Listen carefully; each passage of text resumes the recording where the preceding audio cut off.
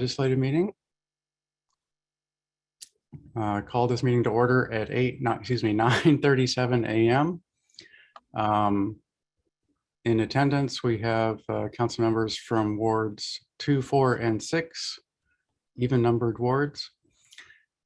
So let's move to the approval of the agenda. Are any changes required to the agenda? Whoever's controlling the screen, if you could scroll up a little bit. Thank you. Any amendments required? Does anyone have a conflict of interest for the single agenda item?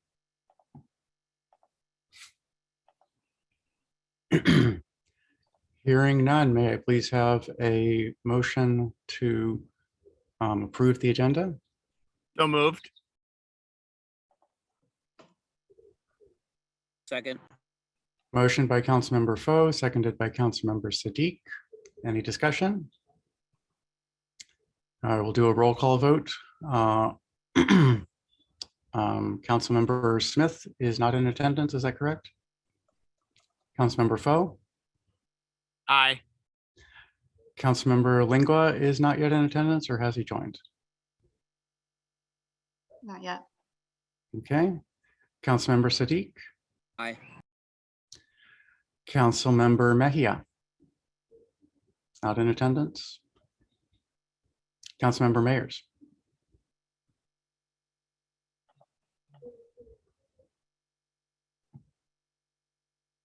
Her mic is muted, sir. Aye.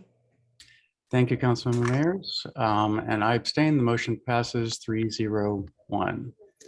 Are there any public comments this morning?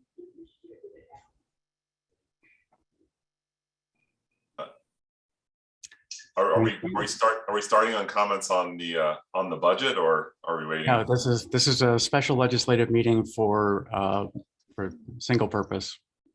So there will be opportunity for public comments on the budget at that hearing. Okay, let's move on to legislative action items. Then may I please have a motion to repeal and replace 2020 resolution 2022-R-09 regarding process for the purchase of vehicles. Mr. Mayor, I would like to motion to repeal and replace resolution 2022-R-09 regarding process for the purchase of vehicles. Thank you, Councilmember Foe. Is there a second? Second. I'll give that to Councilmember Mayers. I think she was a tenth of a second earlier. So motion by Councilmember Foe, seconded by Councilmember Mayers. And the motion is before you. Is there a staff discussion of the changes? Briefly, Mr. Mayor, the staff appreciates the action that the council had taken with the resolution on the 4th. However, as indicated in the staff memo, we had some what we consider housekeeping errors on the vehicle specification. The original budget contemplated an Ford F-250 or equivalent, which is a 3/4 ton truck. All of our trucks have to be at least 3/4 ton, and on the vehicle specifications, it was written as half ton. And the town doesn't have a use for half ton. And we also built in some additional wiggle room, if you will. If whoever's controlling the screen can go to the vehicle specification, please, the replaced one, or updated one. So we're now saying greater than a half ton pickup truck, and that the cab could be either single or crew, and a bed not less than 6'6", because if we were to purchase a crew cab, the vehicle bed would be shorter, and everything else remains unchanged. And as also indicated in the updated information and packet material, staff have located some trucks that meet these specifications at a dealership out by Deep Creek Lake, Maryland. But we've been looking throughout Pennsylvania, Maryland, Virginia, all around the Beltway, and this is where we actually found some trucks. And with that, sir, I'll take some questions. Thank you, Mr. Town Manager. Is there any discussion of the motion?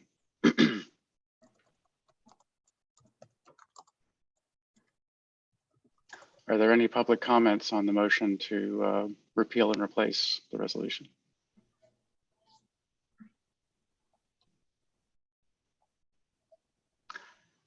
Hearing no discussion. Yes, I just wanted to speak out in support of this motion. In this inflation-driven economy, our town staff needs the ability to act immediately in order to acquire these much-needed automobiles for our town staff. The town staff has shown itself in the pandemic to be tremendous. I think that this, should be revisited in the future, but my current belief is that we need to grant this authority to the town manager and staff. Thank you. thank you, Councilmember Foe. Appreciate that. Okay, if there are no additional discussions, I don't see any hands or unmutings. Let me turn that on so I can see the whole list. Then I will move directly to a vote. Councilmember Smith is still absent, is that correct? Councilmember Foe? Aye. Is Councilmember Lingua the phone call, or is he not in attendance still? I don't believe he's in attendance, sir. Okay. Councilmember, sorry, I'm used to this order. Councilmember Siddiq. Aye. Thank you. Councilmember Mejia is not in attendance. Is that correct? And Councilmember Mayers. Aye. And because this is a financial matter, just to be sure, I will also throw in my aye vote. Motion passes 4-0. Can we Thank you. please have the agenda back up on the screen? Are there any items of new business? Are there any items of unfinished business? May you please have a motion to adjourn? So moved. Is there a second to the motion to adjourn? Second. Second. I think Councilmember Siddiq got that one. Okay. Quick though, it was quick. Yeah, pouncing on those seconds these days. This is not discussed or debated. I will move directly to a vote. Councilmember Smith is still absent. Councilmember Foe. Aye. Councilmember Lingua has joined us. Councilmember Lingua, do you vote aye on the motion to adjourn? Abstain. Thank you, Councilmember Siddiq. Aye. Councilmember Mejia is still not in attendance. Councilmember Mayers. Aye. The motion, and I abstain, the motion passes 3-0-2. We are adjourned. And with that, I will hand the virtual gavel over to Councilmember Lingua to chair the finance hearing on the budget. Thank you very much, Mr. Mayor. We're going to take a 5-minute recess and we'll be back at 9:50. Until Very then. good.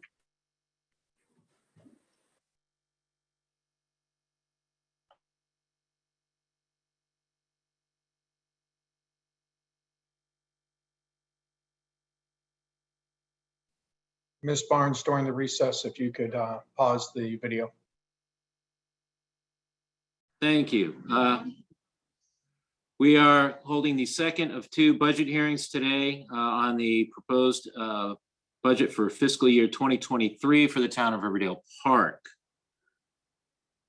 Last meeting on the 9th, we went through sections 12 through 20, and which covered the police department, the public works department, as well as the capital improvement program and the economic recovery strategy fund from the American Recovery Plan Act passed by Congress.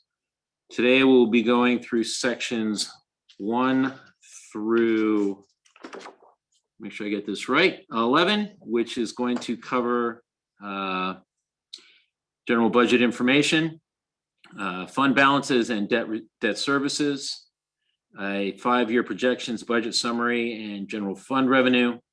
We'll also be covering the mayor and council budget, the administrative services budget, the financial services budget, the employee services budget, the development services budget, the neighborhood services budget, the community events budget, and last but not least, the grants budget.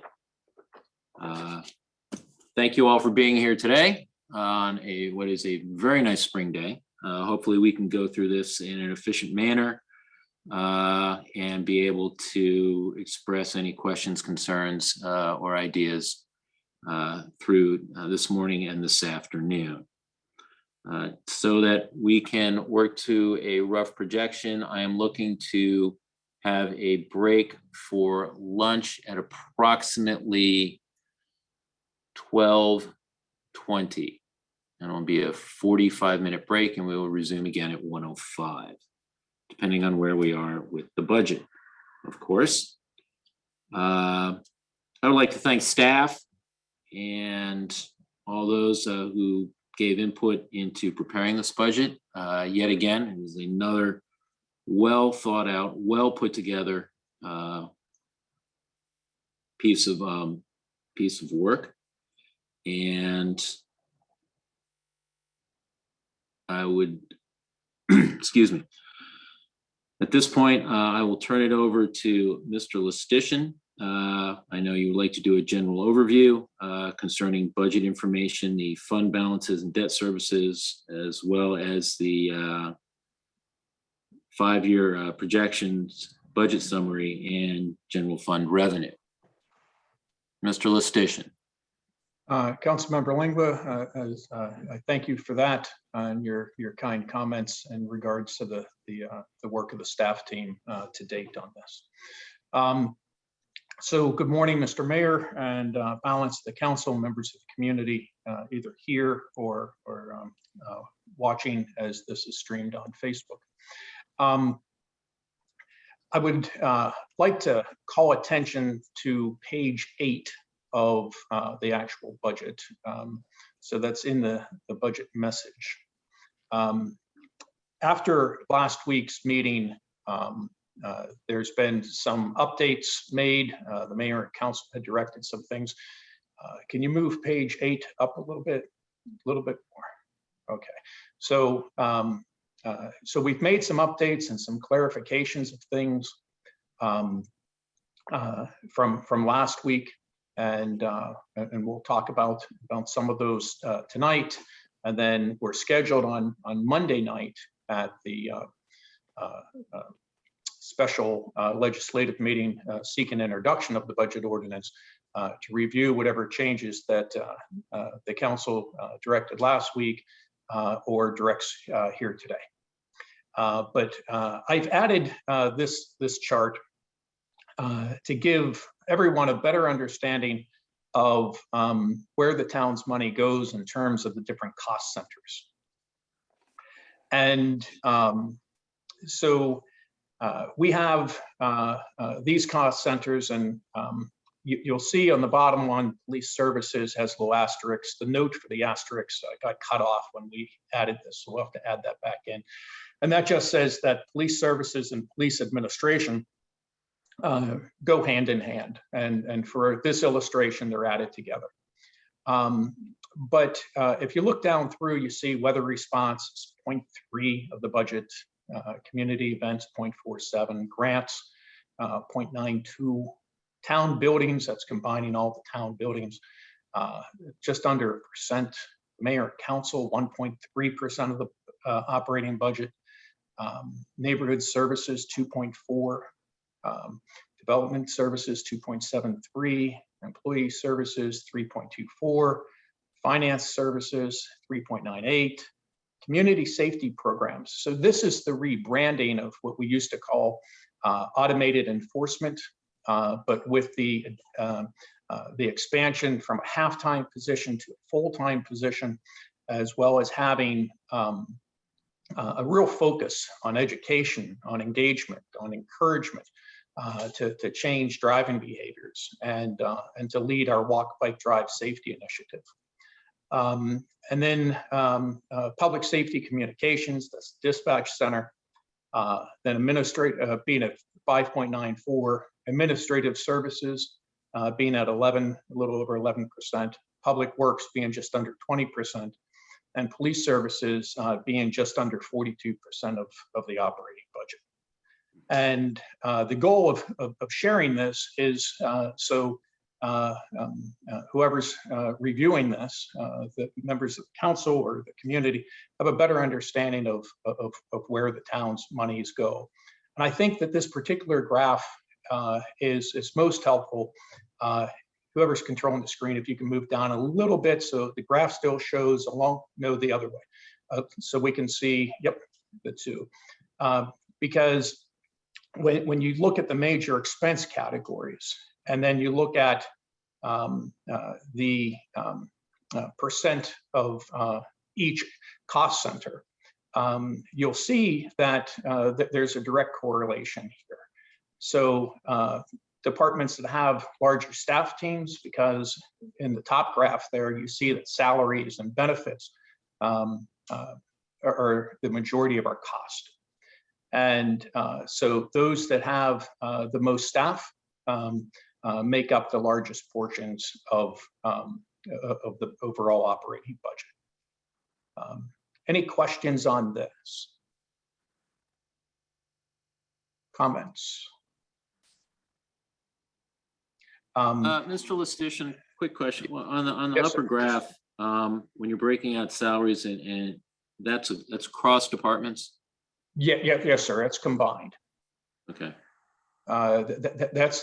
That's combined, and it shows a general consistency over the last 5 years in terms of the salary, the benefits, contractual services. We haven't changed much, if you will, in terms of the mix. We haven't had any real spikes. You'll see that salaries and corresponding to benefits are projected to go up considerably in 2023, and that relates back to the proposed 2.75 cost of living increase. And then as the salary goes up because of the employee census, so do the cost of benefits. Because wrapped into there is also our retirement benefits. Regardless of the plan they're in, we'll see an increase in expenditures there. Okay, so essentially all 5 of these measurements are across the board on departments, correct? Yes, sir. Okay, thank you. Okay. If there's no additional questions here, whoever's controlling the screen, if you could just perhaps go back to the beginning of my message. So, Mr. Town Manager, before you move on, I just wanted to thank you for adding this clarifying information. It's instructive. Appreciate it. Thank you, Mr. Mayor. Just kind of I'll keep this brief. The budget book, and this is going to be a repeat for those in attendance last week. The budget book is always a work in progress, and we try to improve year over year.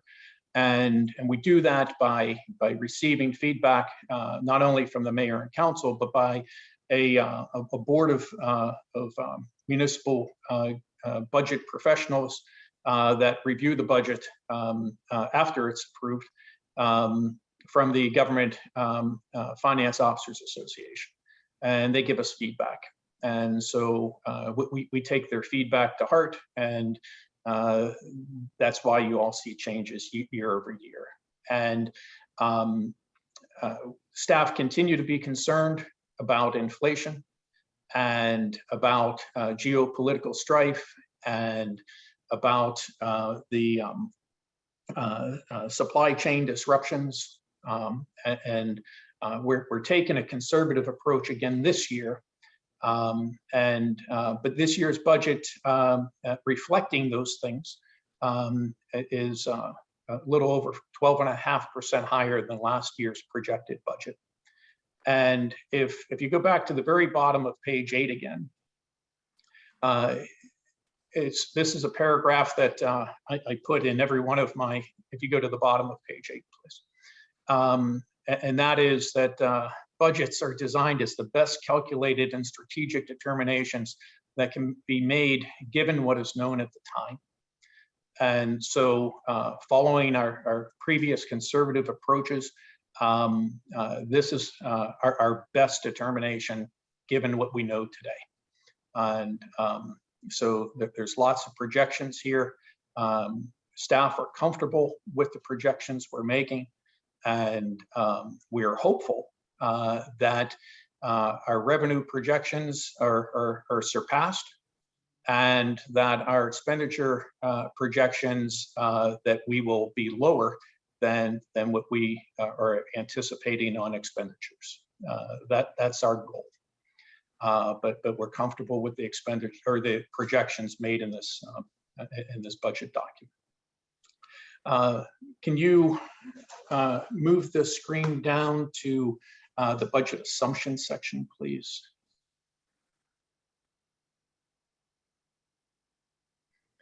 And as the screen's moving, I just want to say that this budget is built upon the assumptions that there are no increases to any tax rates. And staff have worked with Mr. Sussman on the budget ordinance, which will be in the packet later today after we make any adjustments that the council directs today. That's what we'll have for you all on Monday night. But that ordinance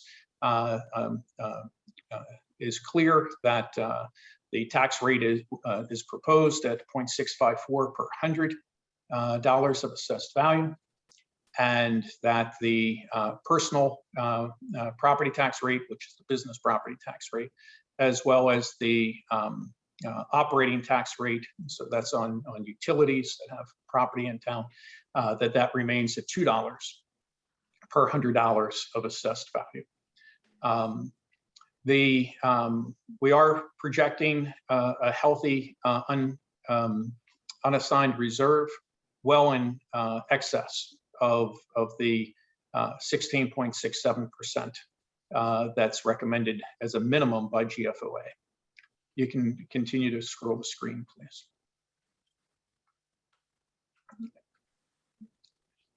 The amusement tax rate, that remains unchanged as well. We're not anticipating any changes in any fees. And the debt service, if you slide down to debt service a little bit more, we're projecting that the town will not take on any additional debt. And quite the contrary, the town's been making good progress on paying down debt. We did have a question previously on whether or not we could do anything to lower that 5% interest rate, and we cannot because that is tied to a bond issuance, and the investors who purchase those bonds are guaranteed their return. But the principal is falling, so we should be able to make good progress on getting that paid off. Can you go to the next screen, please? So we spent considerable time last week talking about healthcare expenditures. Know that our healthcare expenditures are projected to be 11% more next year, but that as qualifying events happen during the year, healthcare expense can significantly increase, or it could decrease. And that's based upon the participants and whether or not they are in a single plan or a family plan. Next screen, please. We talked last week about the Health and Wellness Fund and Economic Development Fund and the Economic Recovery Strategy Fund. So as Chair Lingua mentioned in his comments last week, we reviewed new to the budget this year is the Economic Recovery Strategy Fund. That is the fund that from which the town administers the American Rescue Plan Act funds. And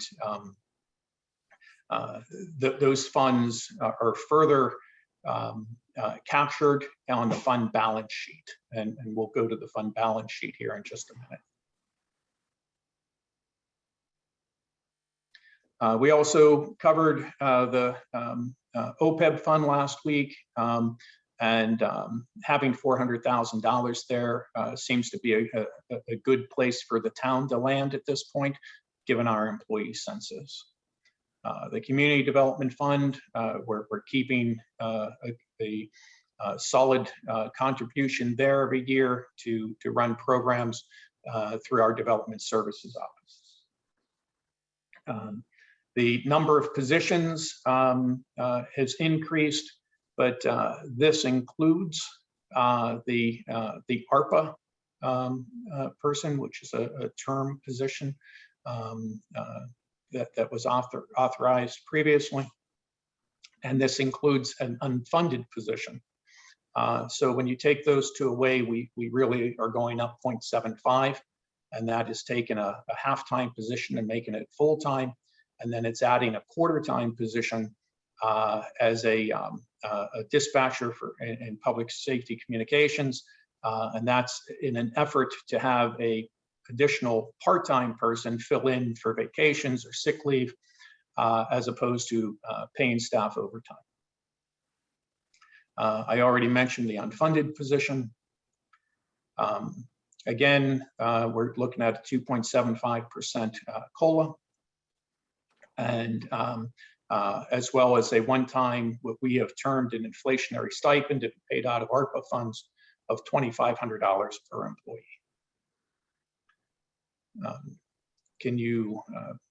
I've already talked about some of these things, the inflationary rate. There's lots of good background information here for the council and the community. But know that there's significant economic uncertainty. Can you continue to go? Yes. So we also talked about our revenues last week, restricted use revenue, and how restricted use revenue offsets cost in particular cost centers.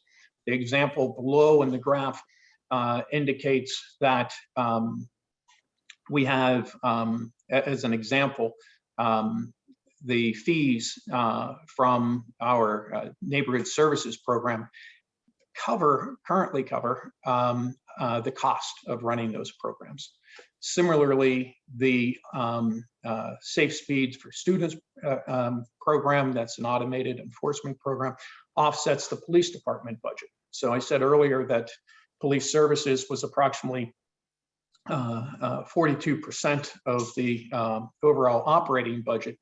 But there is a restricted use revenue there that has to go to police services.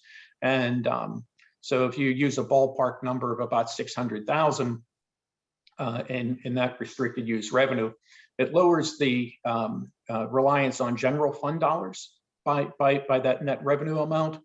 And so if you're looking at general fund dollars as opposed, and translate that as tax dollars, the reliance on tax dollars is reduced by that 600,000. So if you're just looking at tax dollars, that 42% would fall to about 37.5%. It would be somewhere in there. Next slide, please. And I showed or tried to capture an example of that here.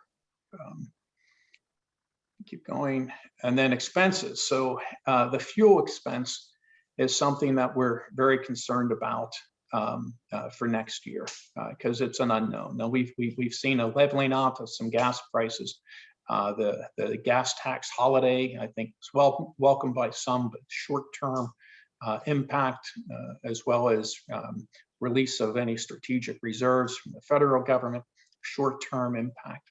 But it's good to look at this illustration. If you look in the difference between 19 and 20, because you say, wow, why was it so high in 19? The town used to run its own gas pump operation. And we switched in 20 to piggybacking on with the county. So the town no longer has its own gas pump operation. And I think that has paid off for us, at least during 20 and 21, we saw significant savings. And then it creeped up in 22 with the increase in gas prices, and we're projecting a significant increase in 23. Again, hoping that it's going to be less than that. I've already talked about the COLA and the healthcare expenditures increasing.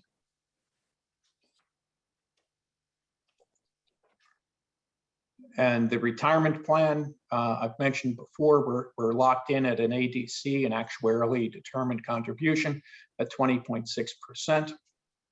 And this is something that we need to keep an eye on, as well as review the plan overall for long-term sustainability.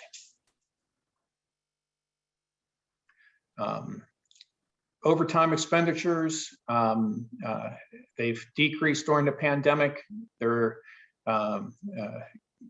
having kind of a V shape here, and we expect that overtime expenditures will continue to rise because the fall, in large measure, was because of the lack of court overtime during the pandemic.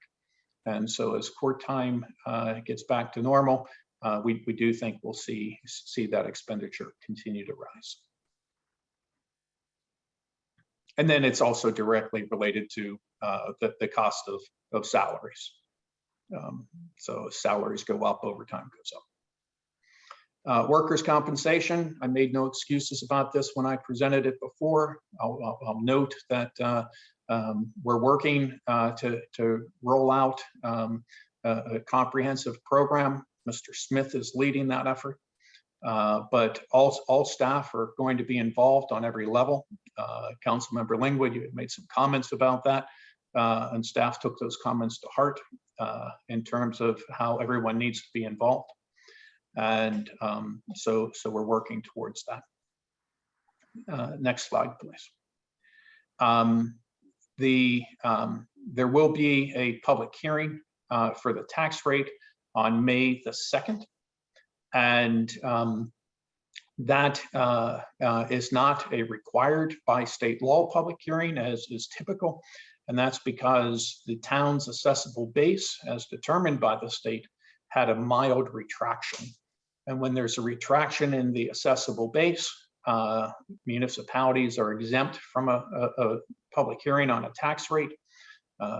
However, the town and its commitment to transparency and good governance is having this public hearing. So that'll be May 2nd at 7 p.m. And the next sheet is just the constant yield notice, and it shows that according to the state, if we were to want the same amount of revenue in 23 as what we've collected in 22, we would have to increase the tax rate from 0.6540 to 0.6552. Any questions on this background information? Mr. Lustician, I want to back up one page. In terms of just getting an idea of when or if council is going to be briefed as it goes along, as this program is put together to address the essentially the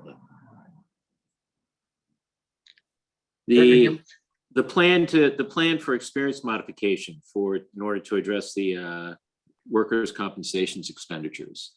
Yes, Will there and be a meeting scheduled later, either this end of this fiscal year or beginning of next fiscal year, where council will be apprised of what that strategy is going to be and the approach? yes, sir. And we actually would like to bring in our, I guess he's our workers' compensation representative. I don't know his Okay. official title, who can talk about how experience modifications are calculated. And we're actually waiting for that firm to make recommendations to us. They would like to see us have a lower experience modification. Our insurance company Chesapeake would also like to see us have fewer claims. They have a safety person who would work along with that representative to make recommendations to us. So Mr. Smith is in contact with them. And I think having a work session at the beginning of next fiscal year, perhaps right after summer recess, it may be good to bring them in to meet with the council and explain what's happened and how we can reverse the trend. Okay. Okay. So you're saying they would come in after the program is started to talk Well, with us? Well, we're working with them, and we've already started internally to address safety-related concerns to try to avoid as many accidents as possible. Okay. So that's already in place, and Okay. we're receiving additional input from them on Okay. how we can further reduce accidents in the workplace.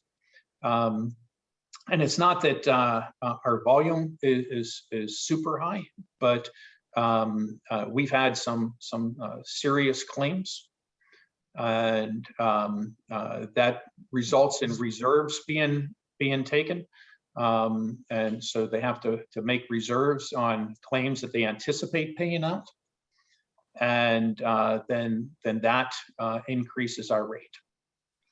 But I'm not an expert in how they calculate this, so I do think it would be best to have representatives from workers' compensation come into a work session.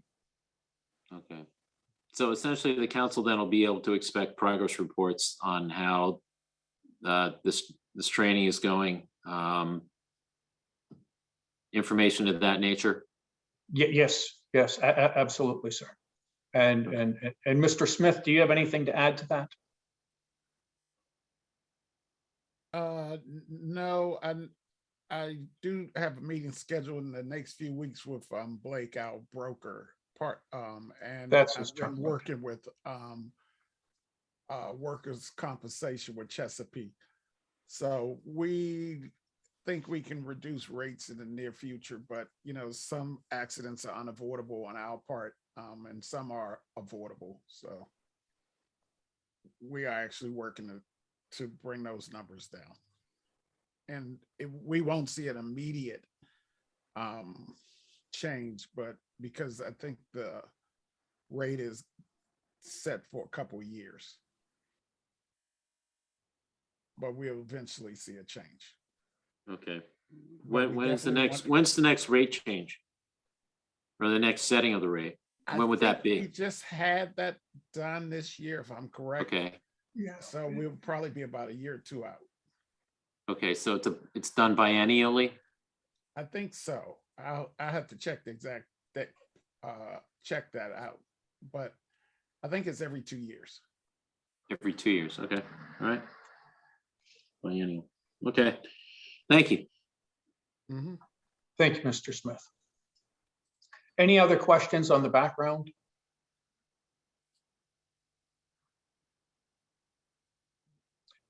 Hearing none, can we move to the fund balance sheet?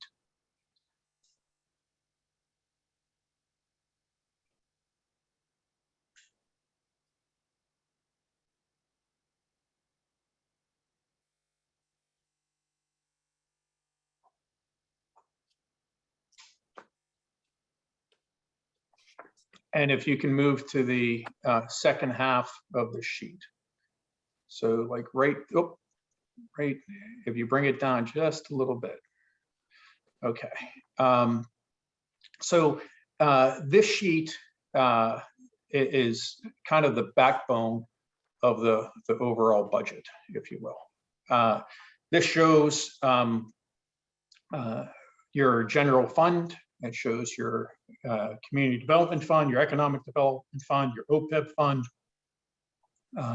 your special revenue TIF fund, your CIP fund, and it shows monies transferring into and out of those funds, both for anticipated expenditures and movement to different funds. If you can go down to the very bottom of this page, and this is across the bottom, the projections that staff are making as of June 30, 2023. So I mentioned before about a healthy reserve fund, and that's unallocated reserve. So staff are projecting that after all is said and done, at the end of fiscal 23, there'd be 3.7 and some change in unallocated reserves. That's a good reserve for us, especially in hard economic times. It's important for the town to have that type of reserve funding. Should the economy sour a lot, like it did many years ago, or not many years ago, wrong term, after the housing bubble. That's not many years ago. That's short-term history. But should the economy sour like that, it's going to be important that the town have a healthy reserve, because we very well may need it, and need to transition and pivot on services and that, as often happens in a hard economic downturn. And the next column, and without seeing the column headings, I'll say that 400,000 is your OPEB. Mhm. So we talked about that. And if I could glance at the very top of this, just to get the column headings in my. Next one is community development committed. Gotcha. And then economic development, so on and so forth. Okay. If you go back down. Suffice it to say, across this, what we're trying to ensure that we have sufficient funds throughout the budget year, but to set us up well for fiscal 2024. You don't want to see zeros at the end of these columns, because then that means you're going to have to be drawing from your unallocated reserve then, whether that's continuing projects or paying your debt. You want to have some balances left over, and staff are comfortable with these projections. Any questions or comments on the fund balance sheet? Mr. Lustician, I do have one question. Yes, sir. It goes back to that first column regarding the general fund balances. What we had at the end of what was audited at the end of 2021, what we're projecting for the end of 2022, and what we're projecting for 2023. And essentially, we're looking at numbers of roughly just under 5,280,000 for the end of 21, just under 5,251,000 projected for 2022. And then we're looking at projected 2023, and we're looking at just over $3,735,000. And my concern is, or my question is, going from, just about 5.25 million to just under 3.75 million.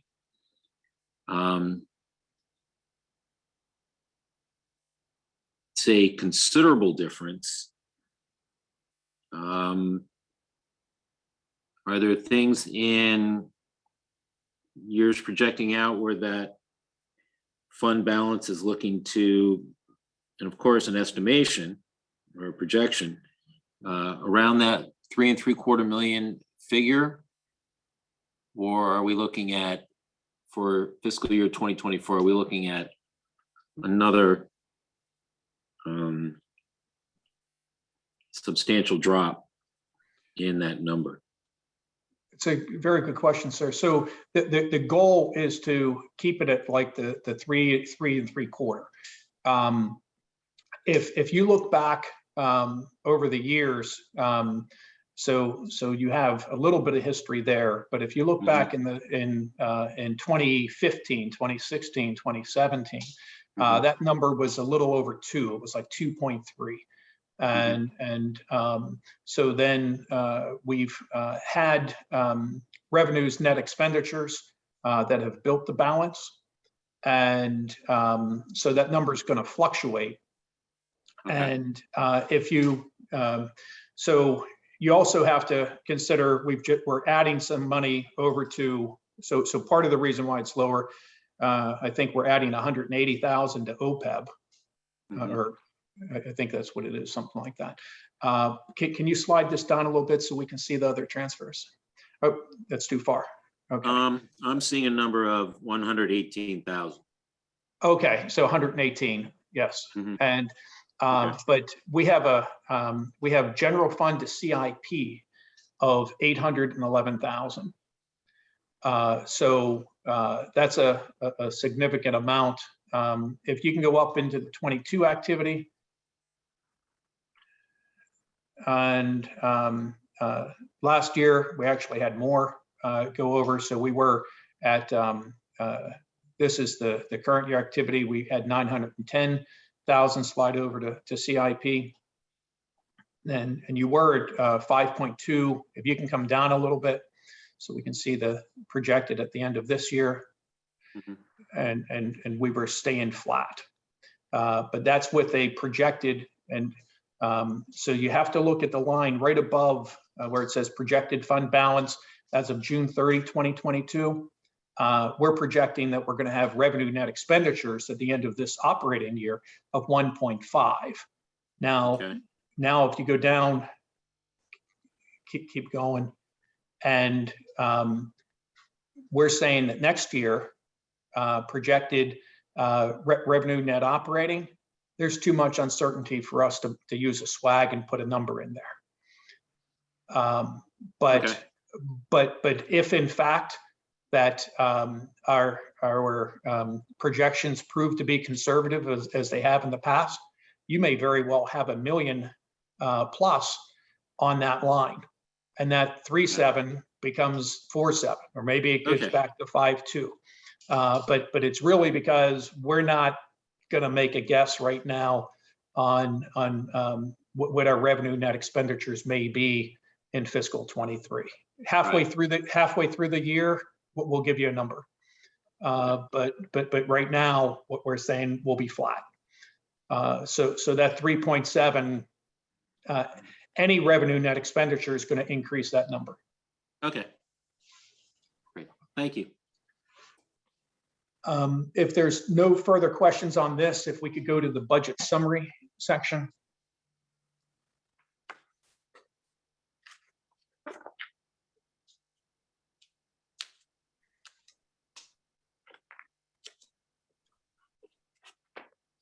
So hang on one second. Well, we'll keep going if we go to summary by cost center.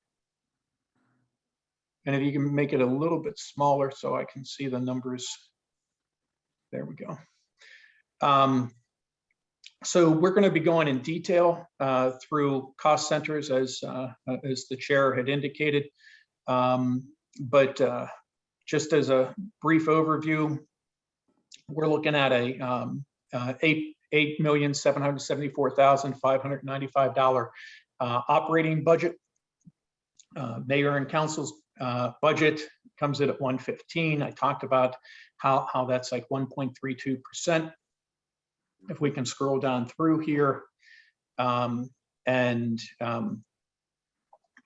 well, actually go back up for a sec so I can talk about the headings here.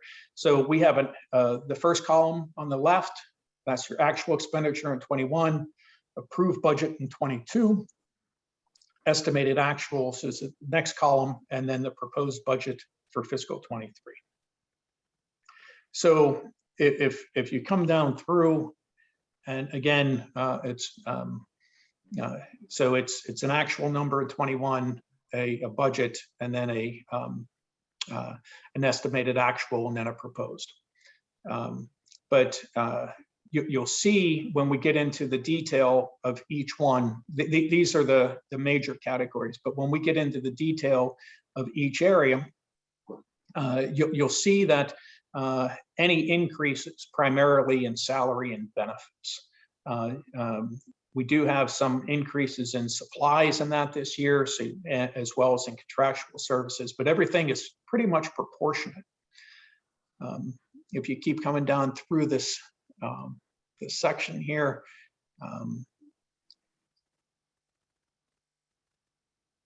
if you go to the next page. So this area by cost center, and this goes back to what I believe Councilmember Lingua was referring to when he asked about the 5-year by category.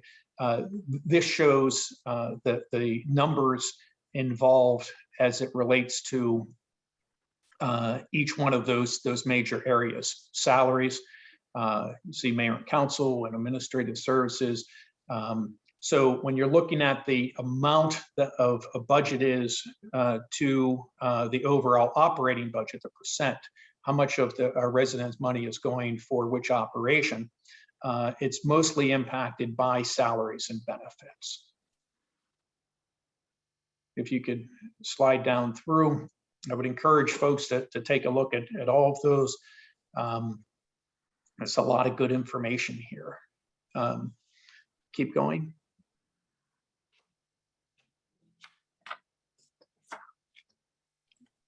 Keep going, please. Oh, that takes us to the mayor and council budget. Mr. Chair, what would you like us to continue? Are there questions or concerns? Well, let's see if anyone has any questions or comments on this. Members of the council, those attending in the audience. Any questions, concerns? Barnes, if you see any hands, please just go ahead and call on them. Hi, I didn't raise my hand. Tom Charles, Riverlow Park Station. So my comment was just in reviewing this, I didn't see where they talked about, I know that, remember we attended the November work session and talked about the speed bumps in Riverdale Park Station and how everyone said that there were like broad support for that, and you know that funding was going to happen. I didn't see that in the budget. Does that mean that the speed bumps are not going to happen this year for Riverdale Park Station? Mr. Chair, could I address that? Mr. Lustician. In response to your question, sir, we went through the CIP budget last week, and there is a CIP for street sidewalk improvements, and there's no specific projects identified, but there's money there. And so whether a particular street gets overlaid or speed bumps get installed, that's not something that is identified in the budget. That's identified through work with our residents, through work with the town's engineer, and then ultimately taken to the mayor and council as proposed specific projects. So we do not call out specific streets for that type of work at this stage. The only time we do that is when we have grant funds. So you'll see, for example, different sidewalk projects over on Spring and 54th. It's because we're using federal dollars for those projects. And that's why we have to call out these monies can only be used on these particular projects. Other than that, the CIP project for streets and sidewalks can be used in any place throughout the town. Okay, so what I'm hearing is there is money there, but it's just not, it could be allocated in many different ways. So basically, Yes, it still could happen this year for us. yes, that's up to a variety of things, and there will be further public discussions on what the plan is, what streets get overlaid. I'm sure there will be competing demands. But there will be public discussions, and ultimately it will be the mayor and council directing staff what projects to move forward on. Okay, that's great to hear. Thank you. So, sir, I would say the suggestion is keep lobbying members of the council, the mayor, and pass that suggestion on to the residents up there to do likewise. Will do. Thanks. Any other questions or comments? There's a hand raised, sir. Please go ahead. Yes, hi, this is Leo Dorsey. I'm also from Riverdale Park Station. And just to Tom's point, and this was partly addressed at the end there, the culmination of the November meeting was as a result of submitting a formal petition for speed humps, in which we got the town traffic engineer to do a study. And the results of that study, we thought at the time was that although it was identified that there was a need for speed humps, but it would be discussed at future budget meetings, or at least that was what we understood to be the case. But as I said earlier, you sort of addressed this at the end, but can you identify what specifically residents can do to lobby beyond what was outlined in the town's resolution for a petition for speed humps? I feel like the residents have broadly supported that resolution, and we were happy to see that the engineer had identified at least the need for radar and speed humps, but there's no timetable. Is there anything specific the residents can do to, and when I say that, I mean, you mentioned grant funding or identifying specific federal monies perhaps, that would enable the town to allocate funds for that particular cause. And I just want to also just broadly bring up the reasoning why I think we've had so much support. When this development was put together, obviously that was in participation with the town and the ultimate goal of having the town take over the streets. And of course, there is a development plan that was put in place here, which enables a very dense living environment with high commuter traffic, which I think many of the residents understood when they moved here. But at the same time, also, I think the town understood that there was going to be a lot of pedestrian traffic, and the need for calming measures has been understood. We've worked on having stop signs, and other measures have taken place over time. But I just want to highlight that there is a particular support for this because of the number of pedestrians, small children, dense housing, and also proximity to streets, 5-6 feet in most cases. And I don't think it's hyperbolic to bring up the recent death of a child in Bethesda, not far from here, at a routine traffic stop, a routine bus stop, as a particular concern amongst parents. So just would appreciate any specific things that residents can do other than attending meetings to have that more specific allocation towards this particular topic. Thank you.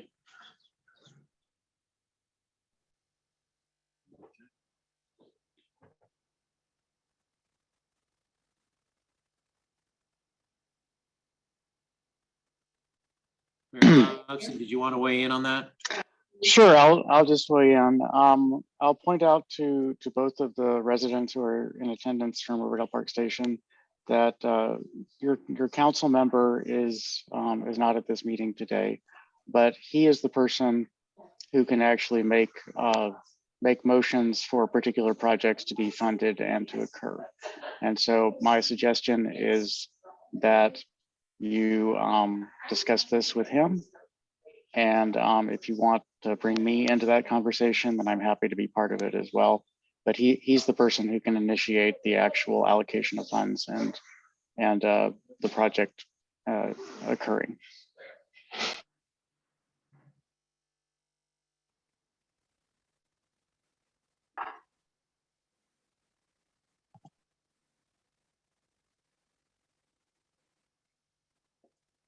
Any other questions or comments?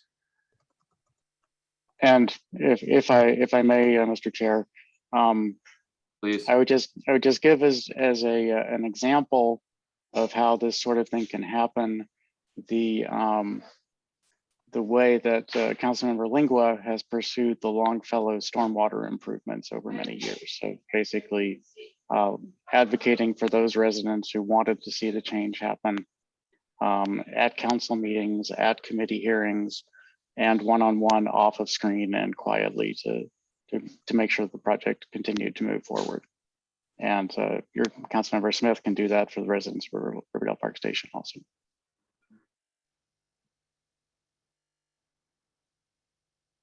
Mhm.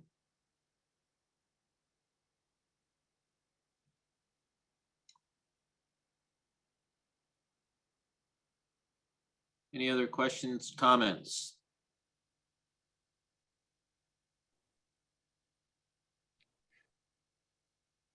Mr. Chair, Yes. just briefly on this topic. Director Lewis is not here today, but she has worked on a map for the mayor and council that's included in your packet material, I believe.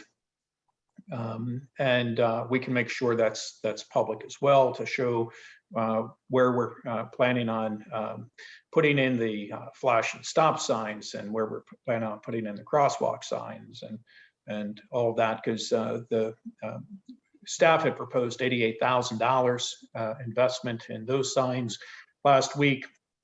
The mayor and council directed that we increase that amount by, I believe it was 12 additional signs. So that change has been made. We added additional $24,000 to the budget there.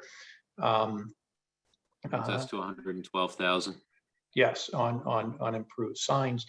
And all of that, I believe, aligns with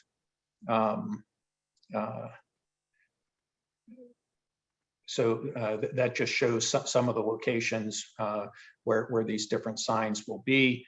But Director Lewis is, and I don't want to get too far off track, sir, I realize it's your budget hearing, but Director Lewis is working on this with the traffic consultant and with the property owner to make the implementation of the recommendations. So I don't believe there's any move by staff to oppose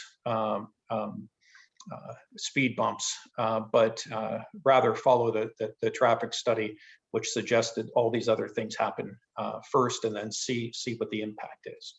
And I also believe that there's sufficient funds in the street and sidewalk budget should the mayor and council want speed bumps in that area. Staff would be prepared to accept that direction and make it work. Okay. Well, I think leading up to prior to the through June and July, this is an item that residents would like to come out and discuss at work sessions or bring up under unfinished business at meetings. That's one suggestion I can make to residents to come out and we can continue this discussion about locations for stop signs, for speed humps, things of that nature, other types of traffic calming devices. It's also a good time to talk about how to address overflow parking as well on streets. These are great opportunities. So we're looking at work session this Monday, legislative, the first Monday in May, a work session on May, I believe, 23rd. Is that correct? Because the last Friday is the 30th. I believe so, sir. Do I have that right? Ms. Barnes? The 23rd. Yes, Oh, that is don't- correct. Don't put her on the spot. Come on. Got a lot going.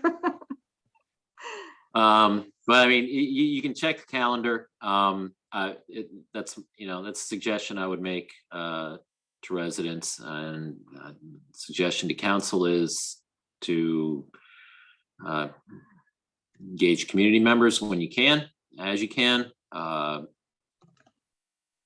See what their thoughts are on this. So we want to make sure that, as this is part of the Walk, Bike, Drive initiative, which we're putting resources towards, we want to make sure that we go over this thoroughly and that we're proceeding in a way that's going to make sense over time.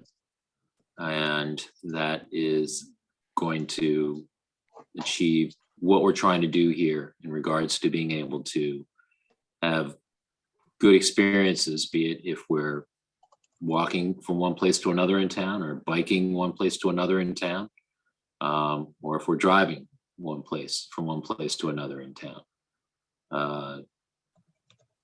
It's important to all of our qualities of life. So no time like the present. You've got a number of meetings coming up. I hope they're made use of. Not to say can't come afterwards in September, but being this is a topic of concern and we're coming into a new fiscal year, this is a really good time to have those discussions. I'll leave it at that. Thank you. Any other questions or comments regarding this other portion of the budget? I have one more comment. I guess it's just in terms of, is there a timing? So I understand the whole, there are sessions that are upcoming and sort of like, come in and chime in. I think there's some frustration that like we thought we've been doing that. But my question is more so, my concern is as the time happens, like this is still like an ongoing issue. And what I don't want is, over the course of a couple meetings, was to come in and lobby, yet like nothing has changed. So is there timing on when actual the improvements are going to start happening? Like, is that already scheduled? And is this a discussion of trying to lobby certain things above others, or are we just sort of waiting until a plan is figured out and then we'll start implementing? Because I think that's probably the worst option of all three. Well, Mr. Chair, I may be able to assist you some on this. please go ahead. It's up to you, sir. So from a staff perspective, we develop recommendations on projects and we take them to the council. I will say this, I think there's been, I've heard from the mayor and council and from the residents that there's this concern. And so when we put together recommended projects, it will be in the context of, well, here's all the different projects and here's the ones the staff recommend. I don't know what is going to be recommended yet because that's not developed. But this certainly would be on the list of projects that the mayor and council should be aware of. In no way will the staff present a plan and fail to mention that there's concern over speed humps here. That will be included in any packet material brought to the council about street and sidewalk projects. And so we would be making the council aware at that time that this request exists. And but again, I'm not prepared today to say what the staff recommendation will be. But this will be mentioned in whatever packet material the council brings. So there won't be anything brought forward and then all of a sudden all the money's gone. That won't occur. Does that help, Mr. Chair? It does, and you know, to the question that was being asked, you know, I don't see these, you know, when folks coming out, be it at the work sessions or legislators, you know, meeting, you know, a conversation on something or a discussion of a topic, just to have a discussion on the topic and nothing more. I think in terms of time frame and everything else and scope, this is part of what these conversations are going to help flesh out for staff. This is what staff is looking to hear about.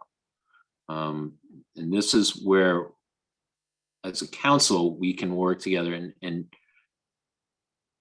figure out how it is we're moving forward with this $112,000 that we now have towards this in our budget.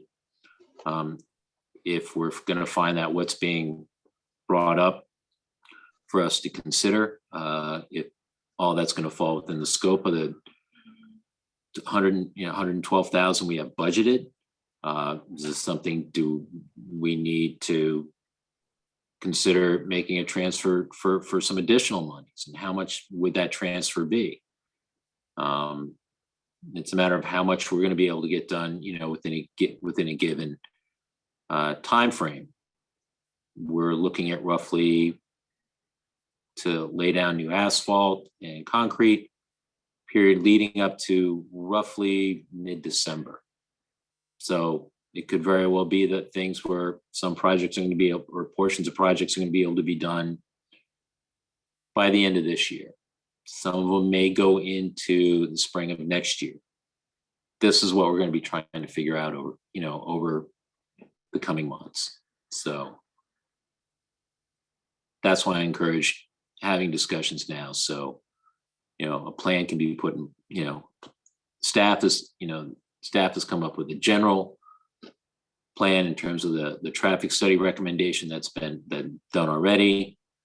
There's a plan there. So a lot of these discussions will be, in a sense, figuratively speaking, how are we going to allow the plan work, or how do we need to work the plan?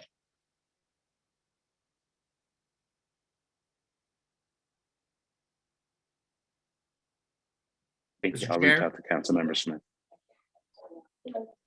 Yes, I just didn't know if you saw my hand or not. I was waiting to be acknowledged.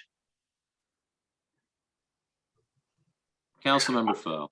Thank you very much, sir. I think that the residents of Riverdale Park Station, I understand the immediacy of your concerns because they exist in all of our wards. As our former chief used to say, we're a very small town with huge traffic issues. I myself have witnessed multiple DUIs, hit and runs right outside my house on East West Highway. I had a police officer shot. We had police officers walking through our community with searching for the perpetrators of that specific incident. I have a resident who's had her fence rolled over, 6 or 7 times. Since you've been here. Since I've been here in 2013. And I desire all of these dollars to be spent in Ward 2. But I also need to recognize simultaneously that these problems exist through the entirety of our community. And I, for one, am going to advocate for every dollar I specifically can to be spent in Ward 2. The one thing that I've learned since being engaged in government oftentimes is it doesn't move as fast as I wish it would. With that being said, this town moving this budget the way that it has towards these problems, this is, to me, one of the singular most important issues that our town faces. And I just want to reassure these gentlemen that have been speaking that we're not going to stop talking about this. We're not going to stop putting money into this. We are not going to stop advocating on behalf of all of our residents. Now, does that mean you're going to get speed bumps ASAP? Probably not. But we want to make decisions that make this as safe a pedestrian town as we possibly can.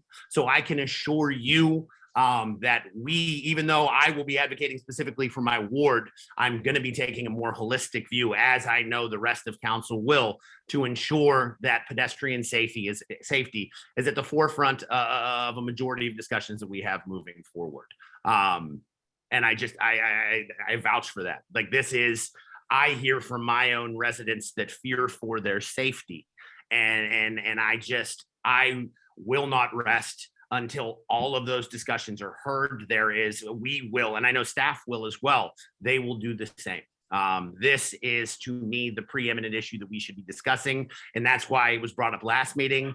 And the chair asked that we add more specificity to it this week. And we're looking at signage across town. I couldn't be more proud of the fact that we have advocated and we are going to continue to advocate on behalf of safety of our pedestrians.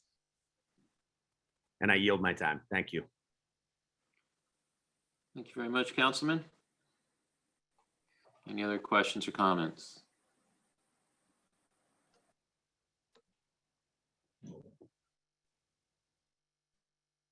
On the screen. Okay, hearing none, seeing none. Mr.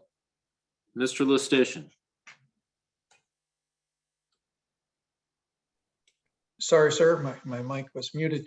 Well, this takes us into the next sections of the budget. Director Barnes is going to lead us through the mayor and council budget and administrative services budget. And then the respective department heads will work in conjunctions with Deputy Director Jones on going through all the other sections. So I'll turn this over to Director Barnes and Deputy Director Jones. And with the chair's permission, I do need to step away for about 3 minutes. I'll be right back.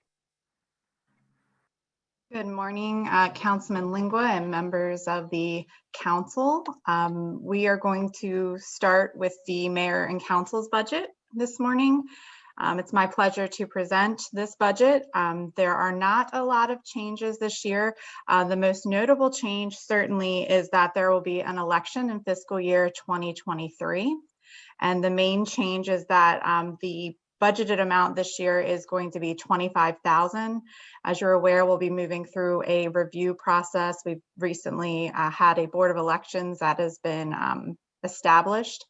So that will be a discussion that the Board of Elections will have, but $25,000 should provide enough funding to have a fantastic election in fiscal year 2023. I did not have any other significant changes in the budget to consider. Would you like to go through, Councilman Lingua, how would you like to handle the sections of the budget? Do you want to go by cost center or? Yeah, I think that would be fine. Similar to how we went through it 2 weeks ago. I know that the mayor and council is fairly straightforward in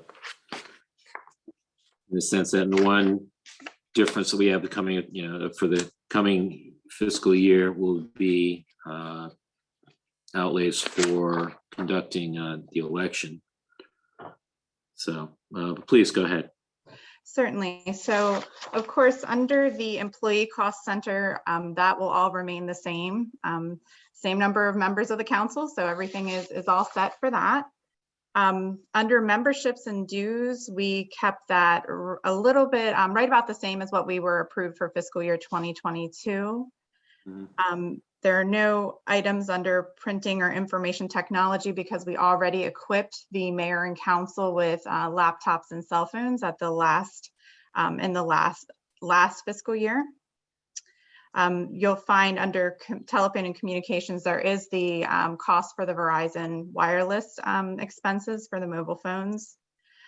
Benevolence and goodwill remain the same.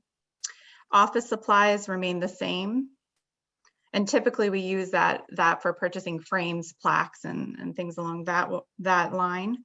Meeting expenses remain the same. If you remember, we have catering and meals listed here for our Sister City event that we haven't been able to hold because of the pandemic. Hopefully next year will be a little bit better, hopefully. We kept the amount for the training and education the same. Each year, the mayor and council has very specific training opportunities. In the summertime, you have the Maryland Municipal League Summer Conference. You also have the Maryland Municipal League Fall Conference, the Mayor's Conference, things of that nature. Under special services, we again have the election, and you'll note it is a significant increase than we've had in the past couple of years. That's certainly because there will be some changes to the way that the elections are likely conducted. Special events remains the same. We're really hopeful that we can have some more events, special projects and events. Mileage of travel is all the same. And then we still have, which is still have in the budget, the child care reimbursement, which has been a priority of the councils to have that in place if a member of the council needs that. Okay, and that's, there we go. Ms. Barnes, I was wondering if you could touch on briefly what you're looking to see, what is looking to be done differently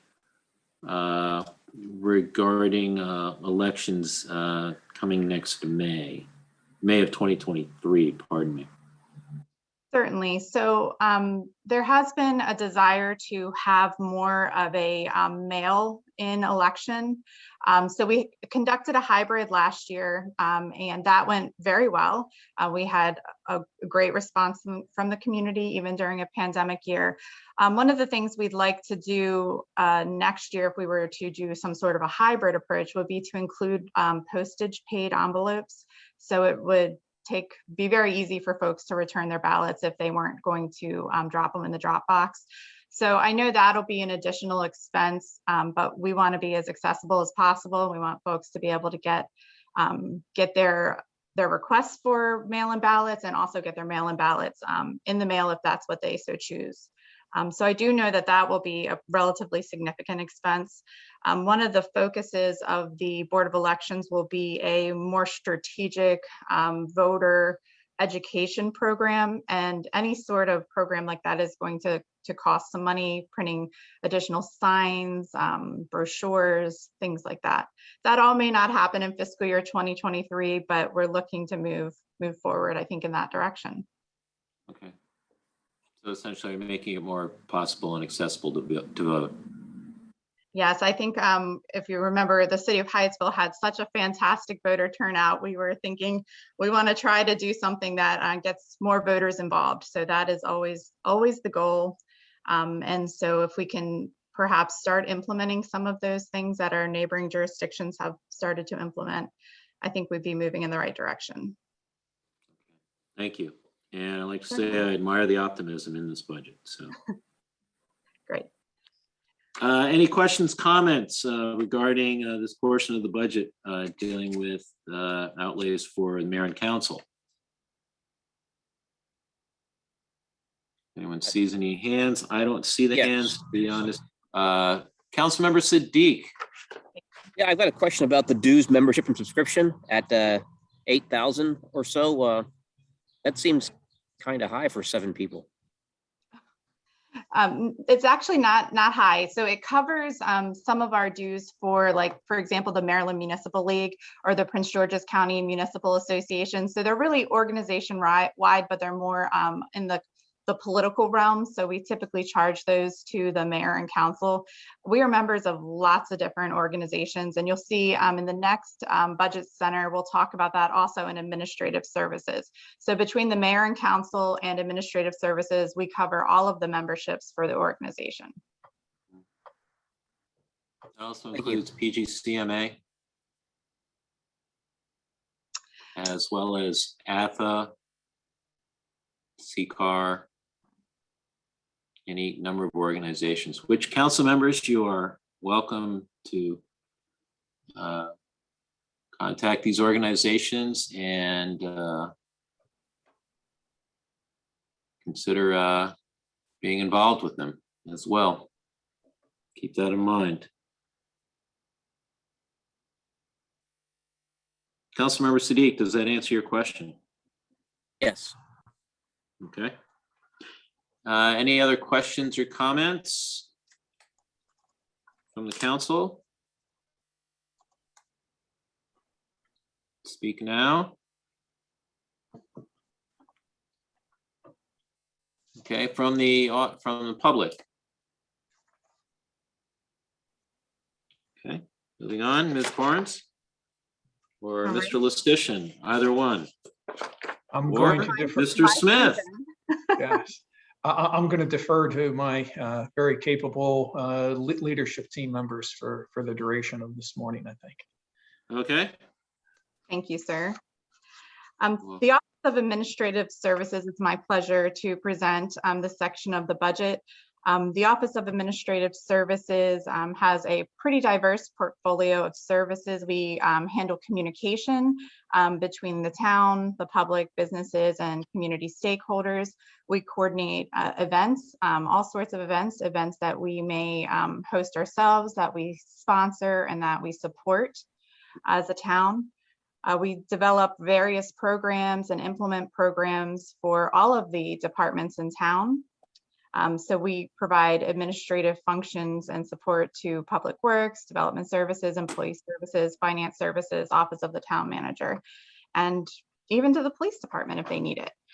So we do quite a bit to keep things moving. In 2022, we implemented a pandemic-inspired election process that we just discussed that as part of the mayor and council's budget. We automated some new systems. We improved network security with implementing two-factor authentication. We grew the reach of the social media platforms, improved virtual events. We coordinated the town's COVID-19 social services, social service programs. We designed and launched resident education campaigns and 2 public service announcements. It's probably the greatest amount of staff time goes into communications and addressing different types of resident education that needs to happen at various times throughout the year. We continue to evaluate the communication program. We had a communication survey that provided nearly over 200 responses. And we supported the increased needs of all the town departments. So there's always growing needs for all of our departments. In 2023, we plan to continue to grow the reach of our social media program, re-engage residents through some COVID-safe programming and events. I'm looking forward to talking about this on Monday night. We plan to assist the newly established boards, commissions, and committees, implement new and improved communication tools, and continue to change and respond to change as needed. Just a little highlight of our workload measures and performance indicators. On the second page, it talks about the number of building permit applications that were processed this year and how many we project for next year. That covers all of our licenses and permits. The number of status and information reports that go out, our bi-weekly publication. The number of Maryland Public Information Act requests received. That number has grown quite a bit, and we do spend a lot of time being as transparent as possible and getting information into the hands of the public as quickly as possible. We prepare nearly 250 different agenda items and coordinate the packet materials. The number of the town criers remains the same, but as you'll see a little bit further into the budget, the demand for the crier has really changed as well. The amount of information required to go out to our residents through that format. And the number of electronic requests for service is always fluctuating, but we had 170 in fiscal year 2021, and we expect that that will grow. And that's our report of concern function. Our performance measures talk about the amount of time it takes for us to get a permit out or a business license, and the number of visitors we have to our social media platforms. So moving into the budget overview for fiscal year 2023, you'll see that there's an increase in the contingency for fiscal year 2023. And I think the town manager spoke about that at last week's public hearing, or 2 weeks ago rather. One of the most exciting things to include in the fiscal year 2023 budget is an increase in legal services related to a town code recodification process. This was last done according to what I can find in 2008, and it's well past time to do that. So recodifying our town code will make it easier to use and make sure it's up to date. And as we've talked about a couple of different times, make sure some of the old references to state law that no longer exists or has changed, all of that will be updated and ready to go. So that'll be a long process, but we hope to get started in fiscal year 2023. And then lastly, the unfunded program specialist position is added to the head count. But if funding becomes available during the year, we would like to ask that be considered, but as of now, it remains unfunded. I'm happy to move forward into the cost centers. Unless Gentry, you want to jump in, I'm happy to move forward. Mr. Jones?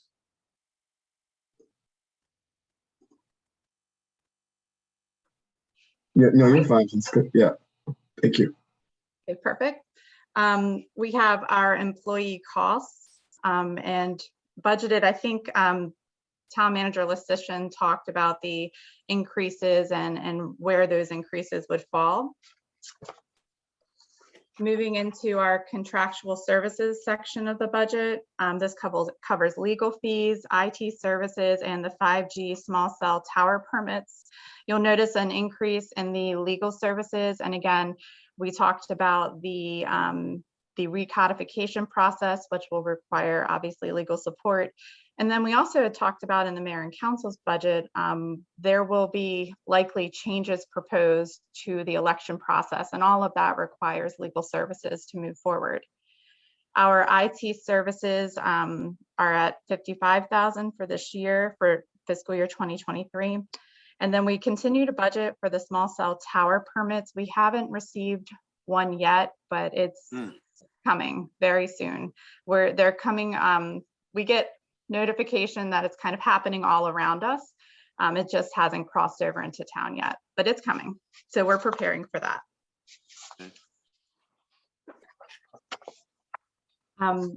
Moving into dues and subscriptions, this is what we spoke about just a few minutes ago with Councilman Siddiq. Training and education remains the same. We certainly hope that we can do more of that in fiscal year 2023. So all of the hotel expenses, training expenses, that all remains the same. Employee services, awards and gifts is listed here, but next year it won't be in the budget because in my section of the budget because it's moved to employee services. Under special services, we have the cable operations. So when Marcellus comes in and records the council meetings, those expenses are noted.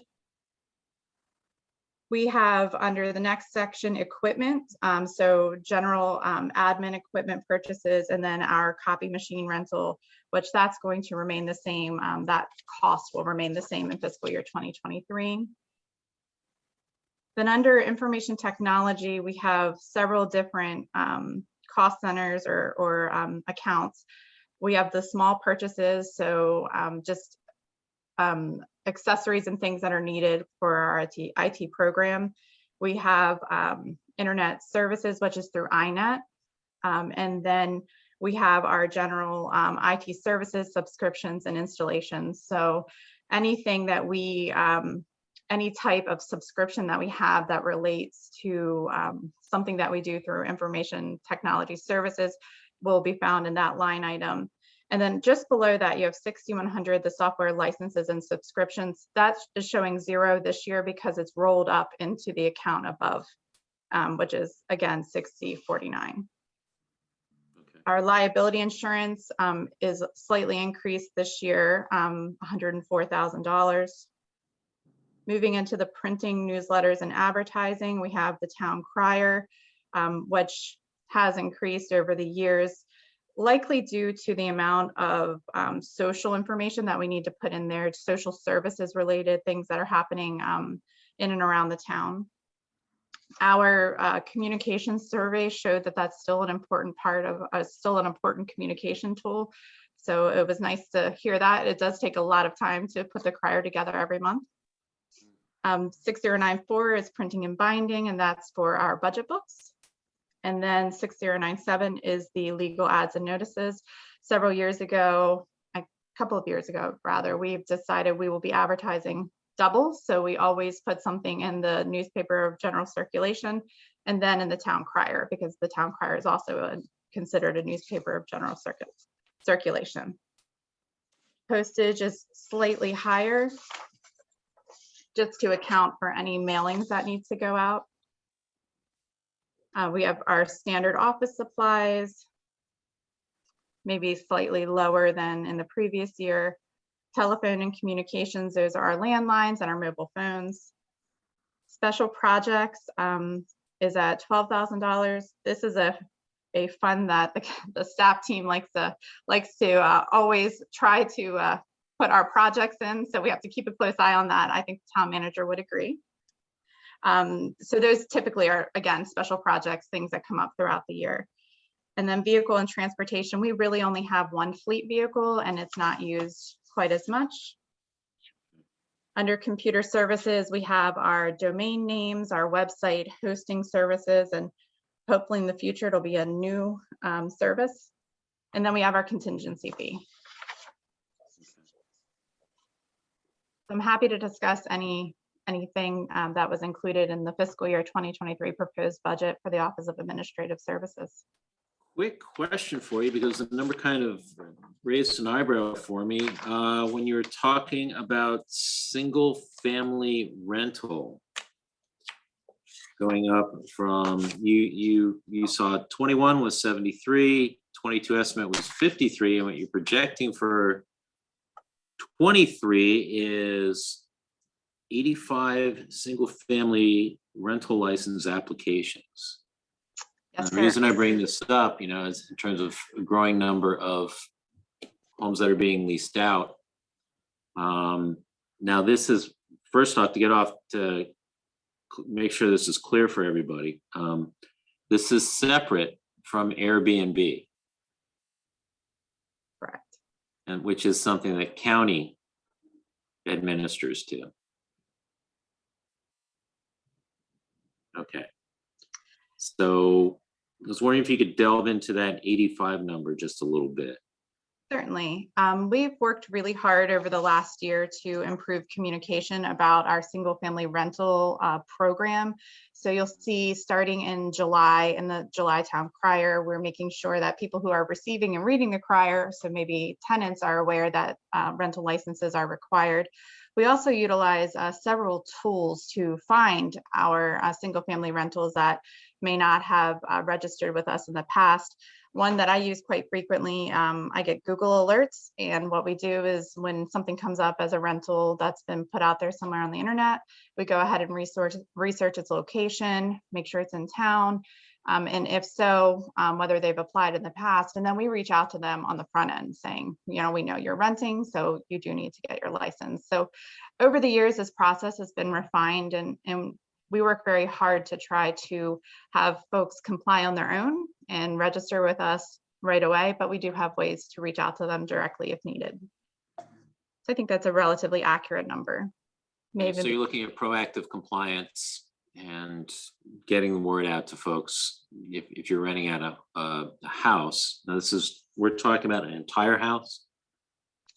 Yes, typically that's what we see, because if you remember, if the property's owner occupied, we typically, it's not part of our rental program. So what we see on these listservs, for example, are full homes that are being rented, and we typically will reach right out to, we have the resources to be able to get in touch with the property owner through the State Department of Assessments and Taxation. So we are sending a direct notice and outreach to the property owner.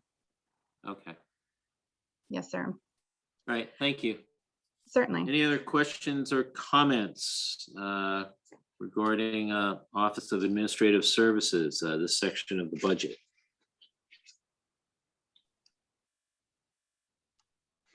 I'm not hearing anything because that's what I'm going by, because there's not really a good way for me to see anything.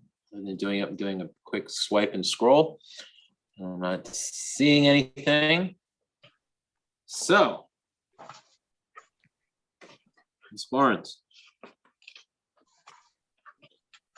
Okay. So I think that the next on the list is Paul Smith, Finance Services. Pardon me, Mr. Smith. Actually, that's going to be Mr. Jones. Mr. Jones, man, we're just going down the line Yes. here. Gosh. That's the way that works. Wow, I'm sorry. Okay, I'll admit, I struck out on that one. Gee. I do have some authority to give that to him. Mr. Gentry Jones, please. Yes, thank you, Mayor and Council. Good morning. This sheet right here reflects the key budget, workload measures, and performance indicators.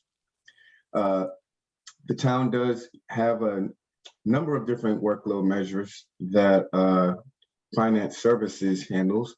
Some of them being the number of accounts payable processed, number of accounts receivable processed.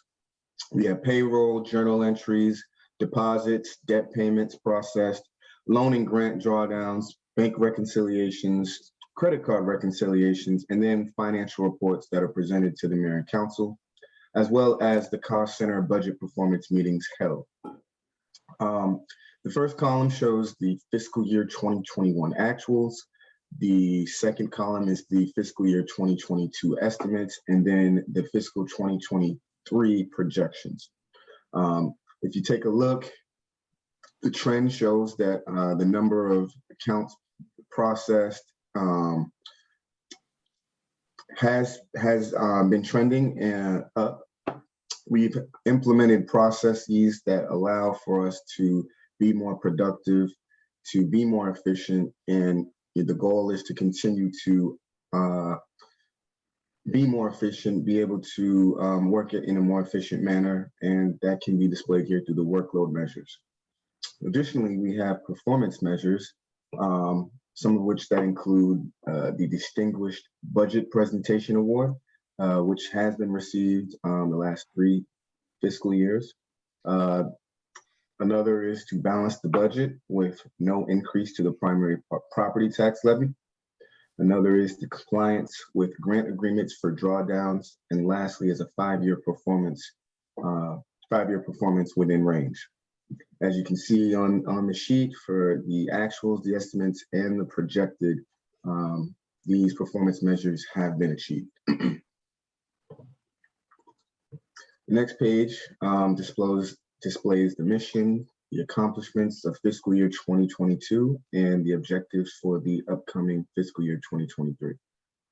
So, mission of Finance Service Team is to make Town of Riverdale Park the location of choice by enhancing the public trust through safeguarding and accurately accounting for the financial assets of the town, providing optimal financial service to a range of constituents, including residents, taxpayers, businesses, agencies, and employees. The team ensures adherence to all laws, ordinances, regulations, and policies in a thorough and transparent manner. The Office of Finance Services provides fund disbursements, accounting, debt management, procurement, and investment oversight. So some of the accomplishments of fiscal year 2022 that we'd like to share are the phase 2 of payroll automation. This goes back to the workload measures that I spoke about earlier that have allowed for us to be more efficient. Automated payments expanded also. The Distinguished Budget Award, which is issued by the GFOA. Enhanced transparency, as well as budget projection hitting the mark. Another accomplishment is the remote processes. We've increased the general fund reserve, closed out CARES Act funding, and then everything that is involved with ARPA, which is the American Rescue Plan Act. Some of the objectives for the upcoming fiscal year are to establish steps to achieve the GFOA Financial Reporting Award. So while we have received the Distinguished Budget Award, we're never going to rest on any of our laurels. We would like to move forward and achieve another award from the GFOA, which is the Financial Reporting Award. In order to do so, one of the objectives is to implement a new financial software system, which would allow for us to apply for this award. Another objective is to finalize and implement a purchasing and procurement manual, review and update the 3-year CIP projections, and lastly, update an account collection plan.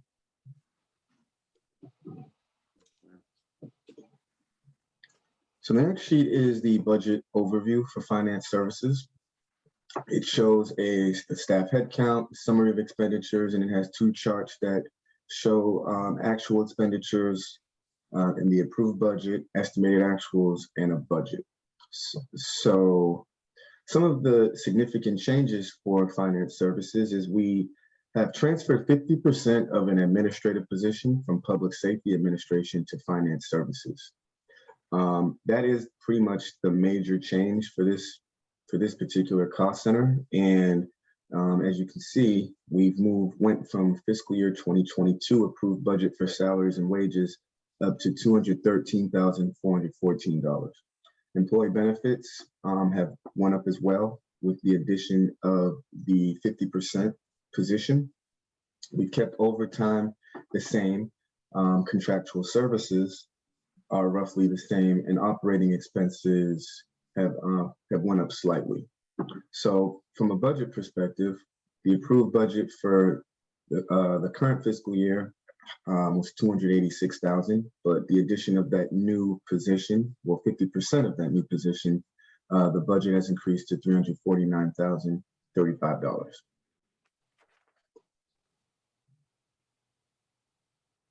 So on the next sheet, we have the employee costs, and it shows the breakdown of the salaries and wages, the employee and benefits, and the overtime premiums. So for an estimated actual this year, they're coming in at $224,776 total, which is a bit down from the approved budget.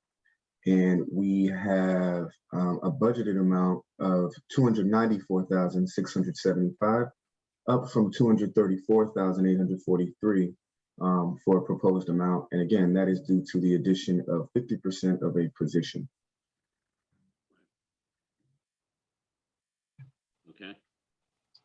The next slide shows the contractual services, which includes financial services and grant writing. So our budgeted amount for the current fiscal year is $37,500. We have an estimated actual of $30,000, as we don't intend on having any of the grant writing.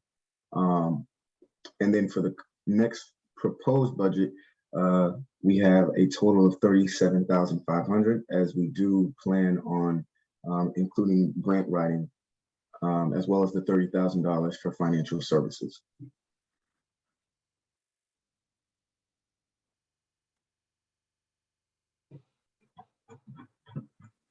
As we move to I'm sorry? No, go ahead. Okay, thank you. So as we move to the operating expenses, we have a total approved amount of $14,460. Moving to the next proposed amount, we have a total of $16,860. So not a huge increase in budget, but there is one there. The first category is bank fees. Since we have incorporated more automation with our receiving payments, that bank fee total has gone up in the current fiscal year, up from the $250 that was budgeted. And we expect that to be at $1,250. So we have a $1,000 increase here for bank fees. A lot of it is attributed to automating some of our services. And so that's the category that we use to record that. Next category is information technology, which includes the voucher approval system and software licenses. Currently, we have an approved amount of $11,600. The voucher approval system is going to be roughly the same, but we do expect an increase for software and licensing. So we have a proposed amount of $3,000 for fiscal year 2023. Dues and subscriptions remain flat. 1,600 was the current budgeted amount, and we have a proposed amount for 1,600 in the next fiscal year. Education and training, 530 for the current and 530 for the proposed. And lastly is the cell phone mobiles. We have a set amount there for $480 with an estimated actual this year, as well as a proposed amount for next year. And that concludes finance services. Okay, thank you, Mr. Jones. Any questions or comments regarding this portion of the budget addressing financial services? Hearing none.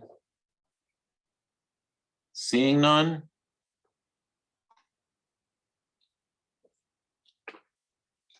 Mr. Jones. Thank you. The next category is employee services. I believe this is Mr. Smith's category. We will take that category. Thank you. Thank you. Mr. Jones. I mean, Mr. Smith, sorry. No problem. Thank you. Good morning, Mayor and Council and Committee Chair Lingua. Our mission for the employee services, the employee services provides centralized support to the town of Riverdale Park's employees. The department strategically recruits, develops, and retain a highly qualified and diverse workforce in service of the town's mission and maintain a professional and safe work environment. Provides employee services related customer service to employees and management, ensures updating maintenance and compliance of the human resource benefits and risk related systems. Some of our accomplishments for FY 2022 includes our response to COVID-19. We developed a remote work policy, instituted mandatory vaccination program, implemented a tracking system for COVID-19, developed protocols for COVID-19. We finalized virtual training program, initiated employee assistance program, automated processes to reduce paper, enhanced the employee engagement through our Monday morning huddles, we're finalizing and updating the job descriptions and completed analysis of the defined benefit plan. Some of our objectives for FY 2023 includes automated performance reviews, increased safety program to decrease workplace accidents, synthesize information into risk management manual, update town personnel manual, and complete a classification and compensation study. Next section is key budget workload measures and performance indicators. Our workload measures, number of positions recruited for this year was estimated to be 6, and we project 3 for next year. Any other major things there? Recognition events, we went estimated 12 for this year, and we have estimating 15 for next year. And under the number of accident reports filed, we had 6 in 2021, 7 in 2022, and we're estimating we'll be at in FY 2023. We bring that number down to 3. And of course, that's through education and training. And then in the next section, performance measures, enrollment in a wellness program. We started out in FY 2021 with 5. In FY 2022, we're at 21. We look to increase that by another 4 or 5 employees. Voluntary turnovers, we had a rate of 6.1 in 2021. FY 2022, we have a rate of 10.2, and that includes some staff that has retired. we're projecting about a 5% on next year. The staff history or head counts have not changed have not changed much. We're going from 49 to 48 to 49. The overall budget here for FY 2022, the approved budget was 240,000. The estimated budget will be 267,000. And for 2023, we're looking at 284,000. The head count, we did have an increase in head count about 50%, half a percent. And that includes bringing an employee over from public safety. And Mr. Smith, can I ask you to clarify one point? When you look at contractual services, the estimated is at 113 versus the budgeted. Is that because of that retirement situation that we dealt with? Right. We had a correction in the retirement in defined contributions. We had a correction there that had to be made. So that's why that number is higher than what we budgeted. And the council was made aware of that some time ago. Yes. Thanks, Mr. Smith. Thank you. So our significant changes and increase in contractual services due to the cost of an employee for FY 23. And also we have an employee compensation study that we're going to do for in FY 2023. We transferred 50% of an employee from public safety administration to employee services. And of course, because of the employee benefit increases due to the increase in retirement health insurance, COLA, and bringing over the other expenses from the public safety administration position. Overall, on salaries and wages, again, the increases because of COLA, defined benefits and health insurance, and the cost of bringing a 50.50 or half a person into employee services. Under contractual services, I do want to make one correction here. We included the amount, part of the amount of for mental health services in the employee services section. And we're going to make a correction and bring that amount back down to mental health services because we think it's important enough to keep it as a separate line item. Okay. So overall, we see about a $13,000 increase there, and that's because of the survey that we're having done. In the next section, we have operating expenses.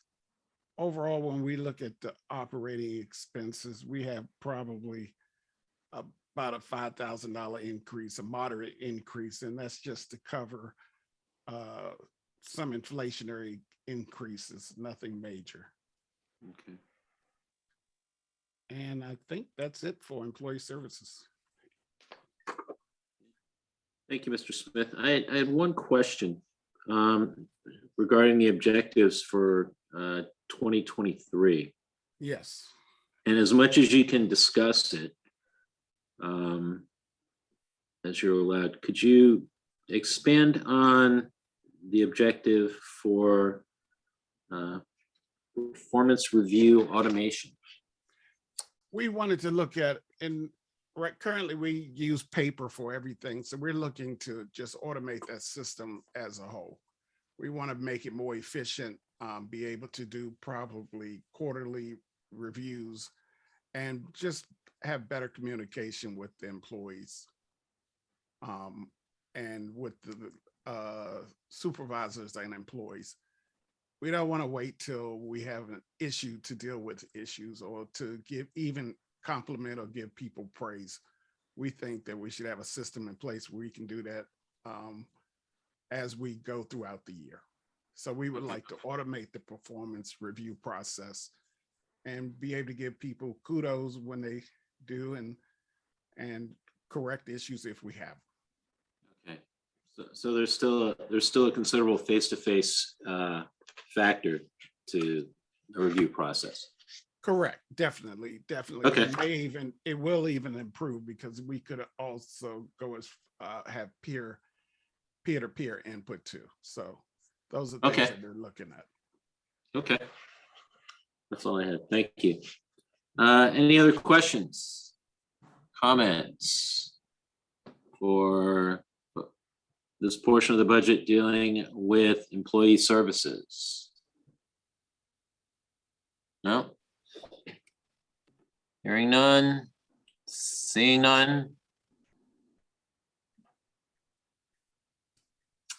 Okay, thank you. Mr. Smith, go ahead. I'm going to pass this one on to Director Ryan Shelton. This is the Office of Development Services. Oh, okay. Thank you, Director Smith, and good morning, Mayor, Council, and members of the public. I'm here sharing the information on the Department of Development Services. Development Services is responsible for promoting and improving community and economic development within the town. Community development being those projects and initiatives are aimed towards residents and other visitors' well-being within the town. So things like parks and walking trails, and economic development, which is more inclined towards promoting economic prosperity. So improving accessible values and providing grants to businesses to encourage their participation in our town's ecosystem. In fiscal year 2022, we were successful in securing additional alternative funding. I believe on the next page, we'll go into some more details about that alternative funding. And we also converted the Farmers Market Dollars program into a digital card version, in contrast to the original physical cards that were a bit like Monopoly money that we would physically mail to our residents in order to participate in the program. This has saved both staff time and money in administering the program and helps supporting our residents. We also provided town grants to both residents and businesses. We worked with the Office of Administrative Services to promote community engagement of our initiatives and our programs. We also continued our public art initiatives. More information about this actually will be shared at the Monday council meeting. We strengthened the accessible base, and short of one of our largest properties receiving a large adjustment, almost all of our other properties in town had seen significant increases in their assessed values. The town center also saw the installation of some electric vehicle charging stations. We also established the Economic Recovery Strategy Fund and are working to program the funds the town is receiving from the American Rescue Plan Act. Our objectives for fiscal year 2023 include administering these American Rescue Plan Act funds to achieve the town's vision. We're going to apply for additional grant funds to support more programs within the town. We're also identifying other improvements that can be made using government-owned real estate. The goal is also to coordinate with our partners to better serve our minority, women, and veteran-owned businesses and continue to protect and expand the town's accessible tax base. On this page here, we have the development services workload measures and performance measures. This includes the amount of funds awarded to both residents and businesses through town grant programs, as well as the number of business licenses that had been renewed year over year and building permits issued for improvements upon town real estate. As far as performance measures go, we have the private funds leveraged through the town's grant programs, as well as grant funds secured for town projects and programs. We also have we've seen a number of new businesses this year, and we project that that will increase in the next year as restrictions and people recover from the effects of the pandemic on our economy. We also have the value of private investment as tracked by our building permits, as well as the overall growth in the town's total assessable tax base.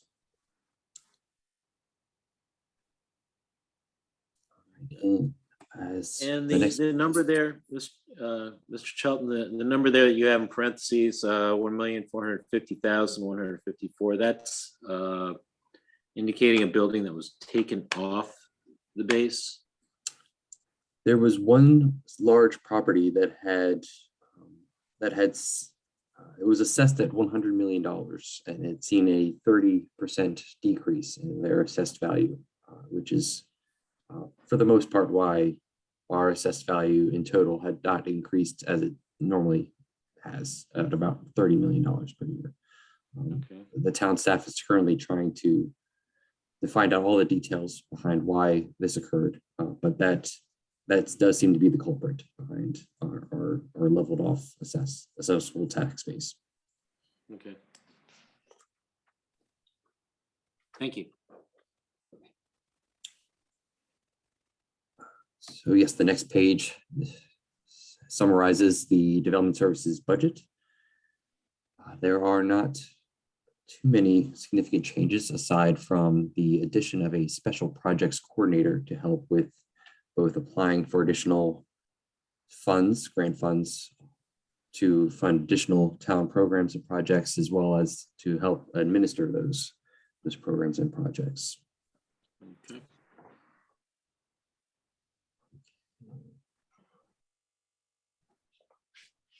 Let's see. All right, the next page covers the employee costs in development services. This is increased for the reasons I just mentioned, the addition of the split employee between my department and another, and that's actually the Department of Public Works. And also, so sorry, that covers everything. Yes, for employee costs. The next page is contractual services, outlining our engineering services. Engineering services are used when we are when we have a project or proposed project and it is not part of an existing capital improvement project item, and perhaps we are exploring potential feasibility of a project. This is primarily what the engineering services in this line is used for. We have also seen our operating expenses increase slightly. This is to take into account inflation, but for the most part, we don't see a large change in our operating expenses here.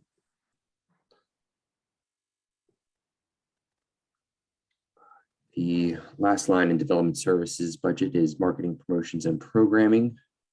And this line includes the funding of programming and marketing initiatives such as the photographer program that accompanies many of the pages before this in the budget, with all those nice aerial photos and items like that, as well as other programs that help promote the town. And that, I believe, covers the entirety of development services. Are there any questions on the development services budget?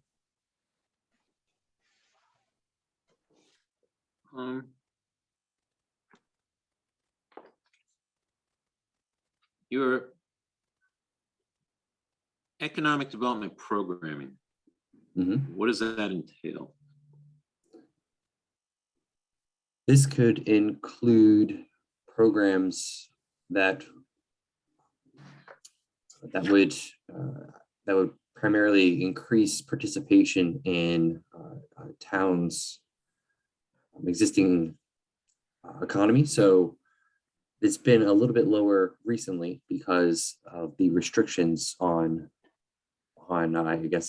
public gathering and outings of that nature. I guess a similar type of program would be one, I believe CCAR had a great program where they had encouraged residents to go to businesses. So that would be the type of program that would fall under economic development in our budget line item here. Okay. Like that optimism in the budget. Any questions or comments on this portion of the budget addressing development services?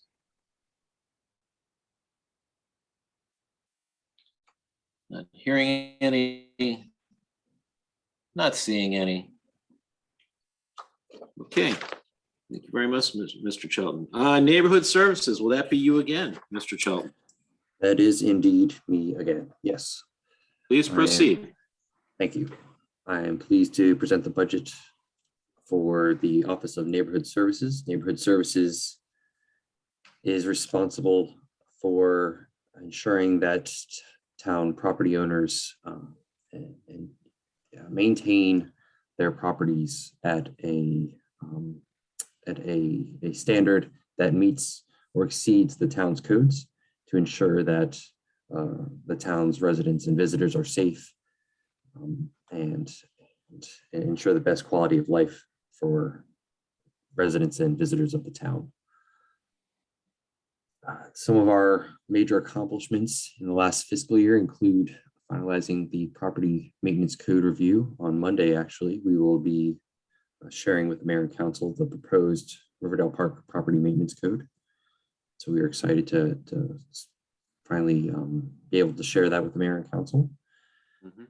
We also promoted COVID community engagement activities such as vaccination events and other types of programs that are in response to the pandemic, such as food giveaways and items like that.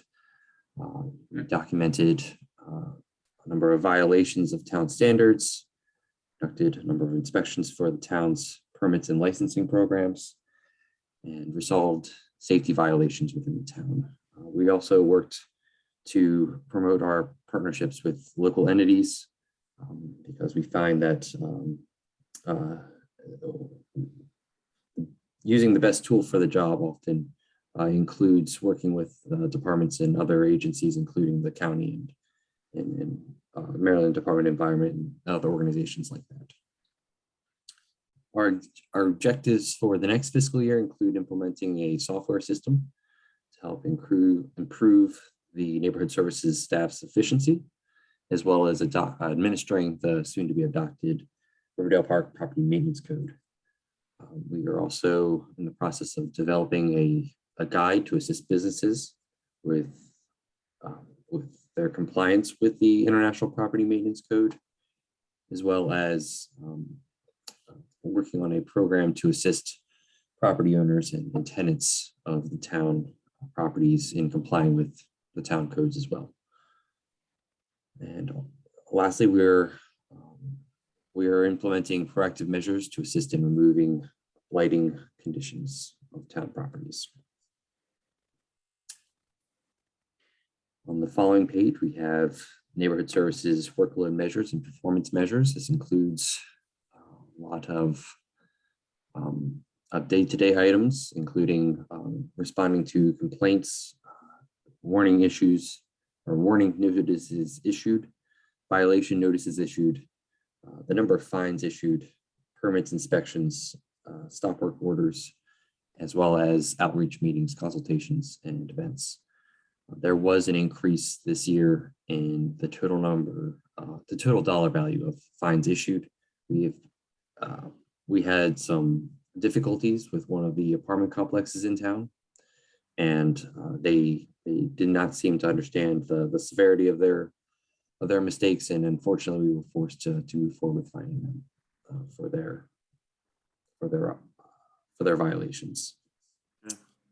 And the next table shows the performance measures, and unfortunately, this is also dragged down our voluntary compliance rate as well. But we expect the apartment complex to be learning from this mistake, and next year to have our more regular 99% voluntary compliance rate.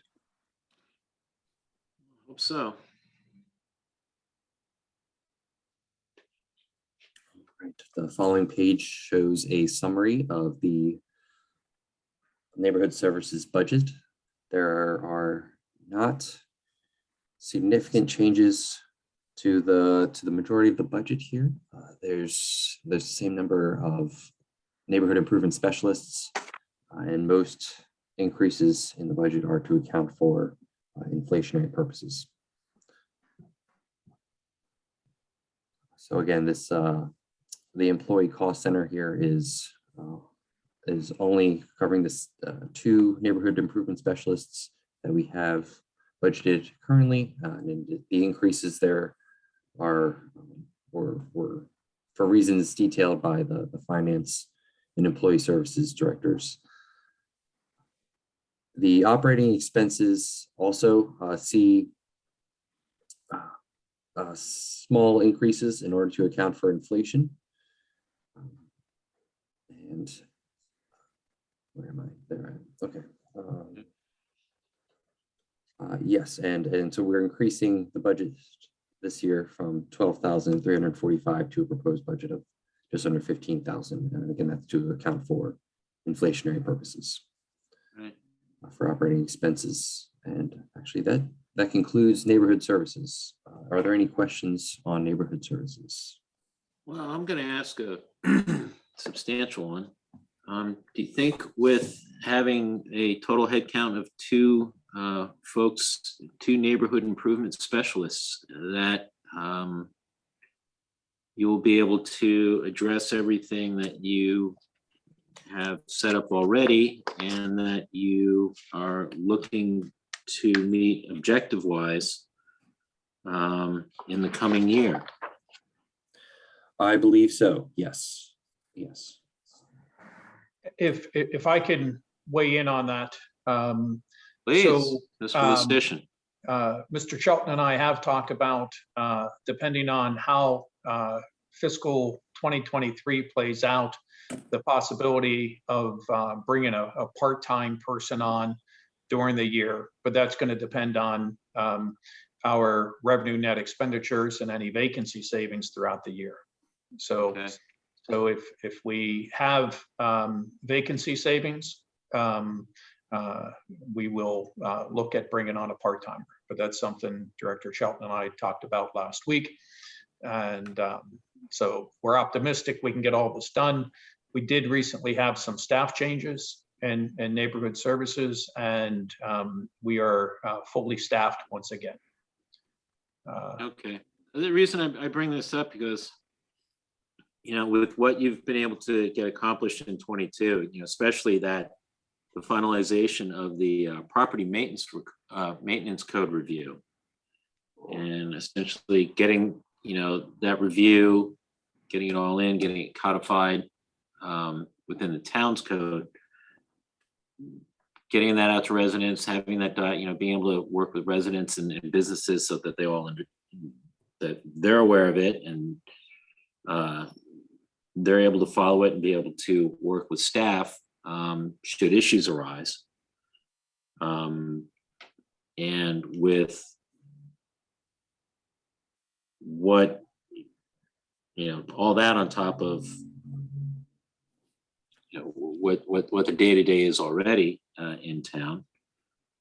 And with the increase in what costs are on projects that are generally going to be going up, wouldn't be surprised if you were seeing more DIY projects in and about town.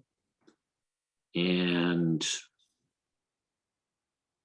I was just wondering, you know, if that's going to be, you know, you're I don't want to see the department getting overwhelmed. Because all you need is, you know, 1 or 2 compliance issues that are just taking up an inordinate amount of time that holds back from other things. So that's just why I'm asking, is, you know. We appreciate your support, sir. And frankly, with the new property maintenance code applying to all properties in town. So there's going to be an expectation that the staff also handle the complaints at commercial and industrial properties. That's new. Right. Because Right. we used to pass that on to the county. So with this change, there's going to have to be a rebalance of priorities.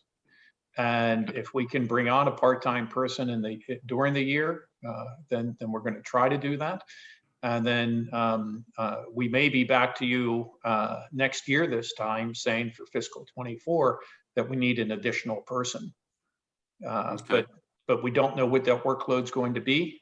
And we weren't prepared to make that type of a permanent, well, not permanent, but that type of a structural change as part of this proposed budget. But you may see that a year from now. Okay. Okay, because I know it's while it's $210,000, almost $211,000 out of an 8 point. Yeah, here again, is that $4 or $7 million budget we're looking at this year? It's 7, sir. It's 8.7. Okay, it's the one thing that folks notice, be it work being done or for one project, fence going in on another project or anything like that. And question comes to people's minds when they see this, it's like, okay, is that allowed in code? And it's having experienced in this, at times it can be an unforgiving job, and I know it's a real challenge to staff. So while I'm speaking more for myself, I'm not sure how other council members feel, and please feel free to weigh in. I want to make sure that staff here, these neighborhood improvement specialists, are able to do their job well, do it comfortably, do it with the support that they need, be able to have the resources so they can perform what they feel they need to and what's necessary. So I'll just leave that at that. Any other comments on this part of the budget regarding neighborhood services? Hearing none. Seeing none. I'm surprised I'm not hearing from Councilmember Foe. He's normally big on these things. I guess it must be feeding time for the birthday boy. Sir, I have chaos erupting in the background of my home. Right, your birthday boy getting cranky over there. If you want to peruse, we have the entire Foe family present right now. So I'm listening. I just, if I turn on my my speaker, you'll hear the chaos that is this background. I see. I take it that upstairs office wasn't an option today, but I understand. Well, okay. That's what I'm saying. I understand. Okay. Any other questions or comments regarding neighborhood services?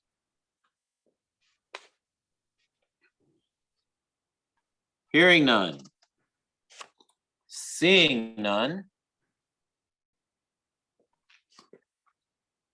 Okay. And now we are on to community events.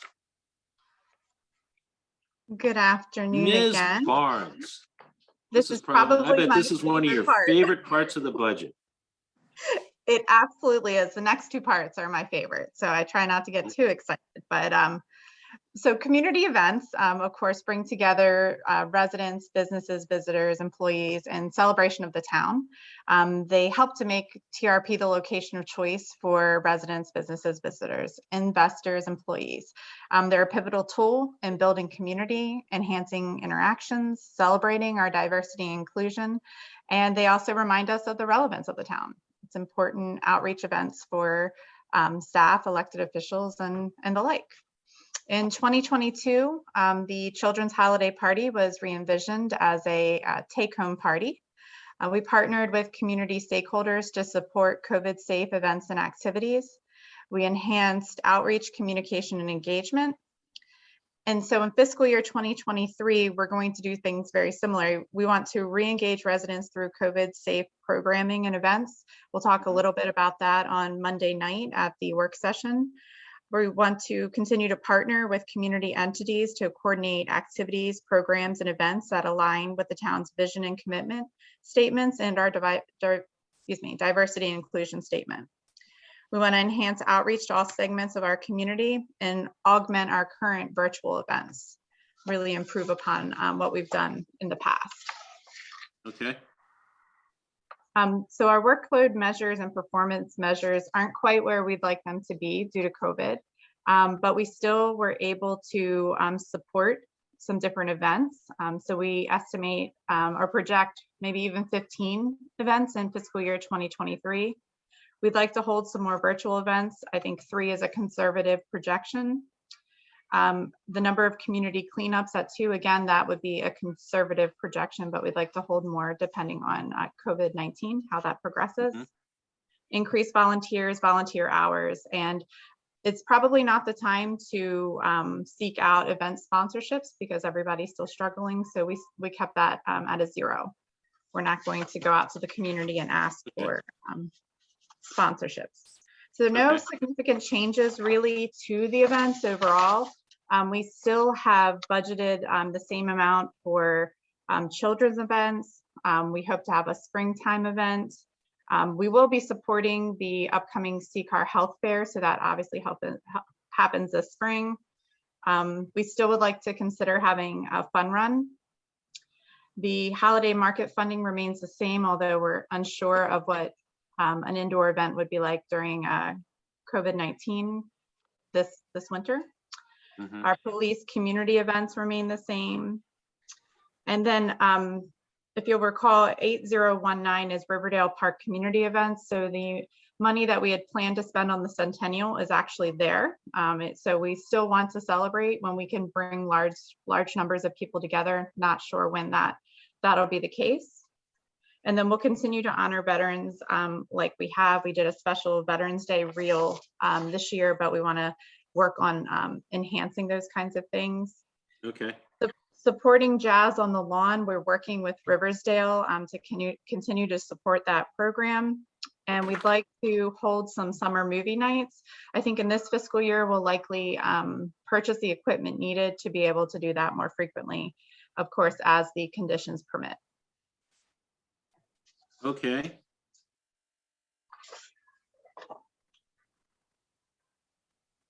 So we'd be looking at purchase as opposed to leasing.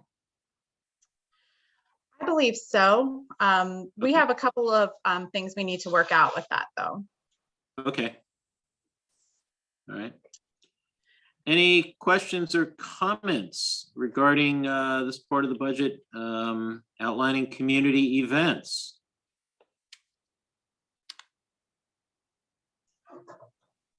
Again, I'm hearing that silence from the second ward, from our biggest party planner over there. But being that he's got a little party that's going on now with the wee lad turning a year old, I can understand, and we can get back to him on that at another time. Any other questions or comments? Hearing none. Seeing none. Okay, we are just going to push on through, and whenever we finish community grants, we will finish community grants, and then we can call it a day. Perfect. All right. Ms. Barnes, your other favorite part of the budget. Absolutely. My second favorite part of the budget certainly are our community grants, because this gives us an opportunity to support things that align with the town's vision and commitment and diversity and inclusion policy. We support the fire department, various social concerns, the arts, residents, businesses, and beyond. In fiscal year 2022, we provided funding to the fire department. We supported children and families at Riverdale Elementary School. We continued to support public art through community partnerships, and we promoted and supported the farmers market. In fiscal year 2023, we continue to meet critical needs for the community. We're going to continue to partner with community entities to coordinate resources. We're going to explore opportunities to continue to leverage the town's grants, and we're going to expand displays of public art. And we're actually going to talk a little bit more about public art on Monday night as well. Are we? Good. We are. So our performance measures and community grants are reported to us by the agencies or the stakeholders that we work with. And so that is definitely projections based on where they think they'll be next year. We got a lot of great information from the fire department regarding the calls, the number of calls it's held, the number of attendees. So we've been able to continue to support those holders. The number of children. We're losing your audio. Ms. Barnes, you're freezing up on us. Who's controlling the screen? Is it Director Shelton? Yes, that's right. Okay, I'll take over until Ms. Barnes reconnects. Oh, Jessica, you're back with us? Oh, I'm sorry, did I freeze? You froze. Yes, you froze. So if you want to just go back probably about 90 to 120 seconds. Okay, perfect. If I didn't cover coats distributed, we have given out quite a bit of coats through Riverdale Elementary School. Riverdale Elementary School has been our partner through even our toy distribution program. They have also been obviously the recipient of the school uniforms. So we've been working with them to make sure we can help meet their needs the best we can. The students are still receiving books through the birthday book program, which is a really fantastic program that ensures everyone gets a new book on their birthday. Every student at Riverdale Elementary School.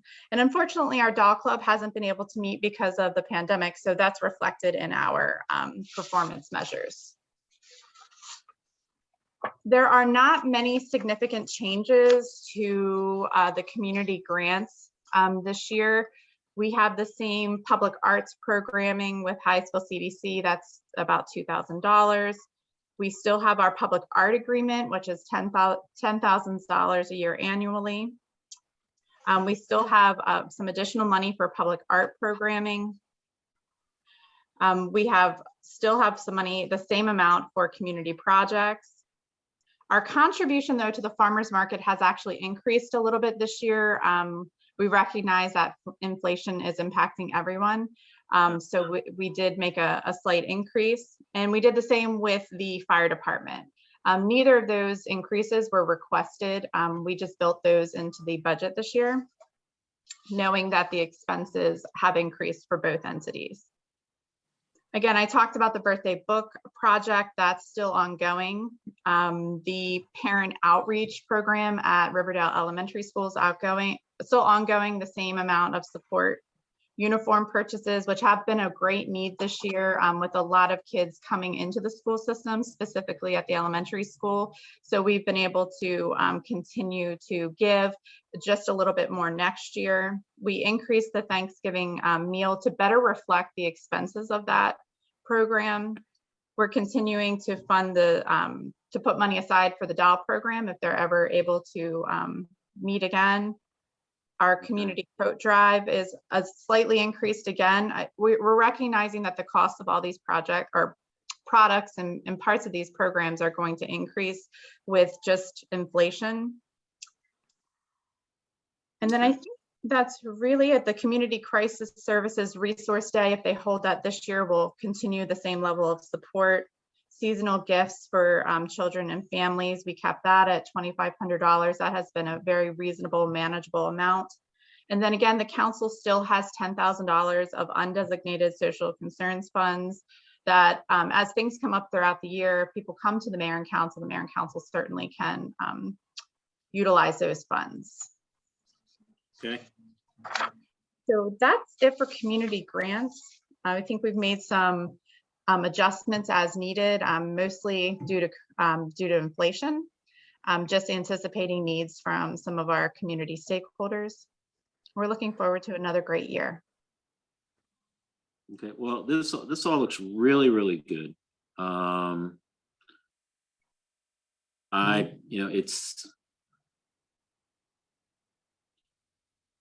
I would say this, if staff were to come with a portion of this budget and it was slightly more in future years, or if they come back this year and finding that they wanted to amend this, I know I wouldn't have an issue with it. Stuff like this is kind of like that little extra that can help out in a very big way for families in town, and help out in a very big way to add to the quality of life in town. It's literally less than pennies on the dollar that we're putting in this budget. So do keep that in mind for the future. And to that point, sir, if I may just add as part of the presentation, if during the year, if the contingency, because we've increased the contingency from 30,000 to 100,000, that the mayor and council will always have the option, if during the year, if that's not needed for operations, we certainly hope it's not. You have money that will be in the operating budget that could be moved from the contingency amount over to any one or all of these types of programs. So that option will be available to the council during the year. Okay, well, if that were the case and funds allowing, it would, personally, it'd be welcome news for me, so. Any other questions or comments regarding the portion of the budget outlining community grants? Oh, look who's back. Well, I wanted to address you your get previous your commitments. You know, I would love to see dramatic increases in spending on community events, but in our current economic state and the pandemic, I believe that the town manager would say that that's not appropriate expenditures at this point. Hold on there. So hold on there. Yeah, he may not, but let's not put words in his mouth or anything. No, I just no, you're talking about the previous section, community events, correct? Yeah, no, and then community grants as well. Then you'll segue into community grants. Okay. No, I was just talking about both because you made the statement, and I like I said, I have a lot of background noise, so I wasn't really. Well, take one track first and then go to the next. No, I was going to go community grants. I would create, or community events. I would always support. I would love to make this the music capital of Prince George's County. I know that the town manager, with his previous experience, does not love the sound of that.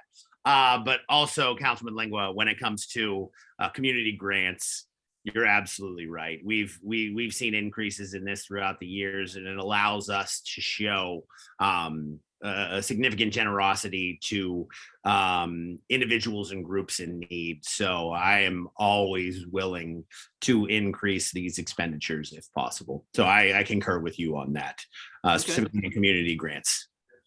Okay. Mr. Chair, if I could make one comment. Mr. Lustician, yes, please.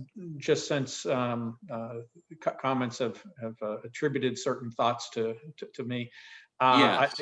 I would simply say that my direction is from the council, and we will adjust the budget however the council so determines. But I've also just heard stories, Mr. Town Manager, about I think it's the Hagerstown Jazz Festival.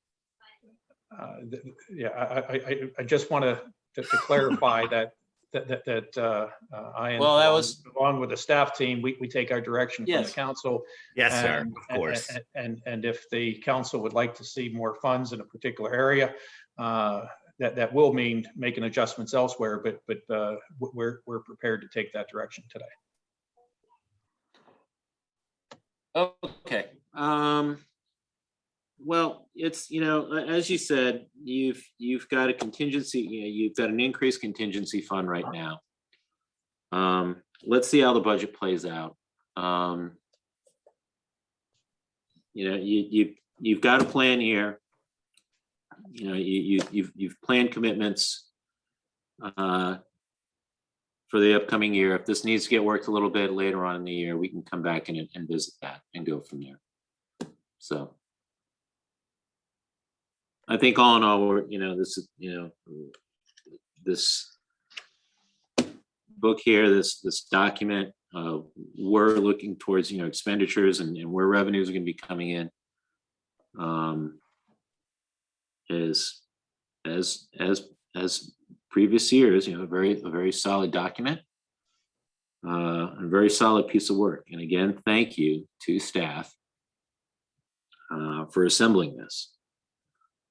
And thank for the time that you put in on doing this, and the concerted efforts that you make towards its production and its execution as well. We appreciate that, sir. You're welcome. Any other questions or comments? Councilmember Foe is typing in. He must have some cake he's downing while he types. I hope that keyboard doesn't get too sticky. Any other questions or comments regarding this or any other part of the budget? I would like to add my appreciation for the tremendous effort that staff put into not just producing a balanced budget, but producing a beautiful presentation of that same budget. It's really a lovely document, easy to trace the numbers through, and very much appreciate that effort also. Indeed. Okay. Hearing none for the last time here. Seeing none. Okay. Everybody, thank you very much. This will conclude the second of two hearings for the fiscal 2023 proposed budget for the town of Riverdale Park. I'd like to thank you all for attending today and your comments and for the input. Thank you, everyone. Thank you, Chair.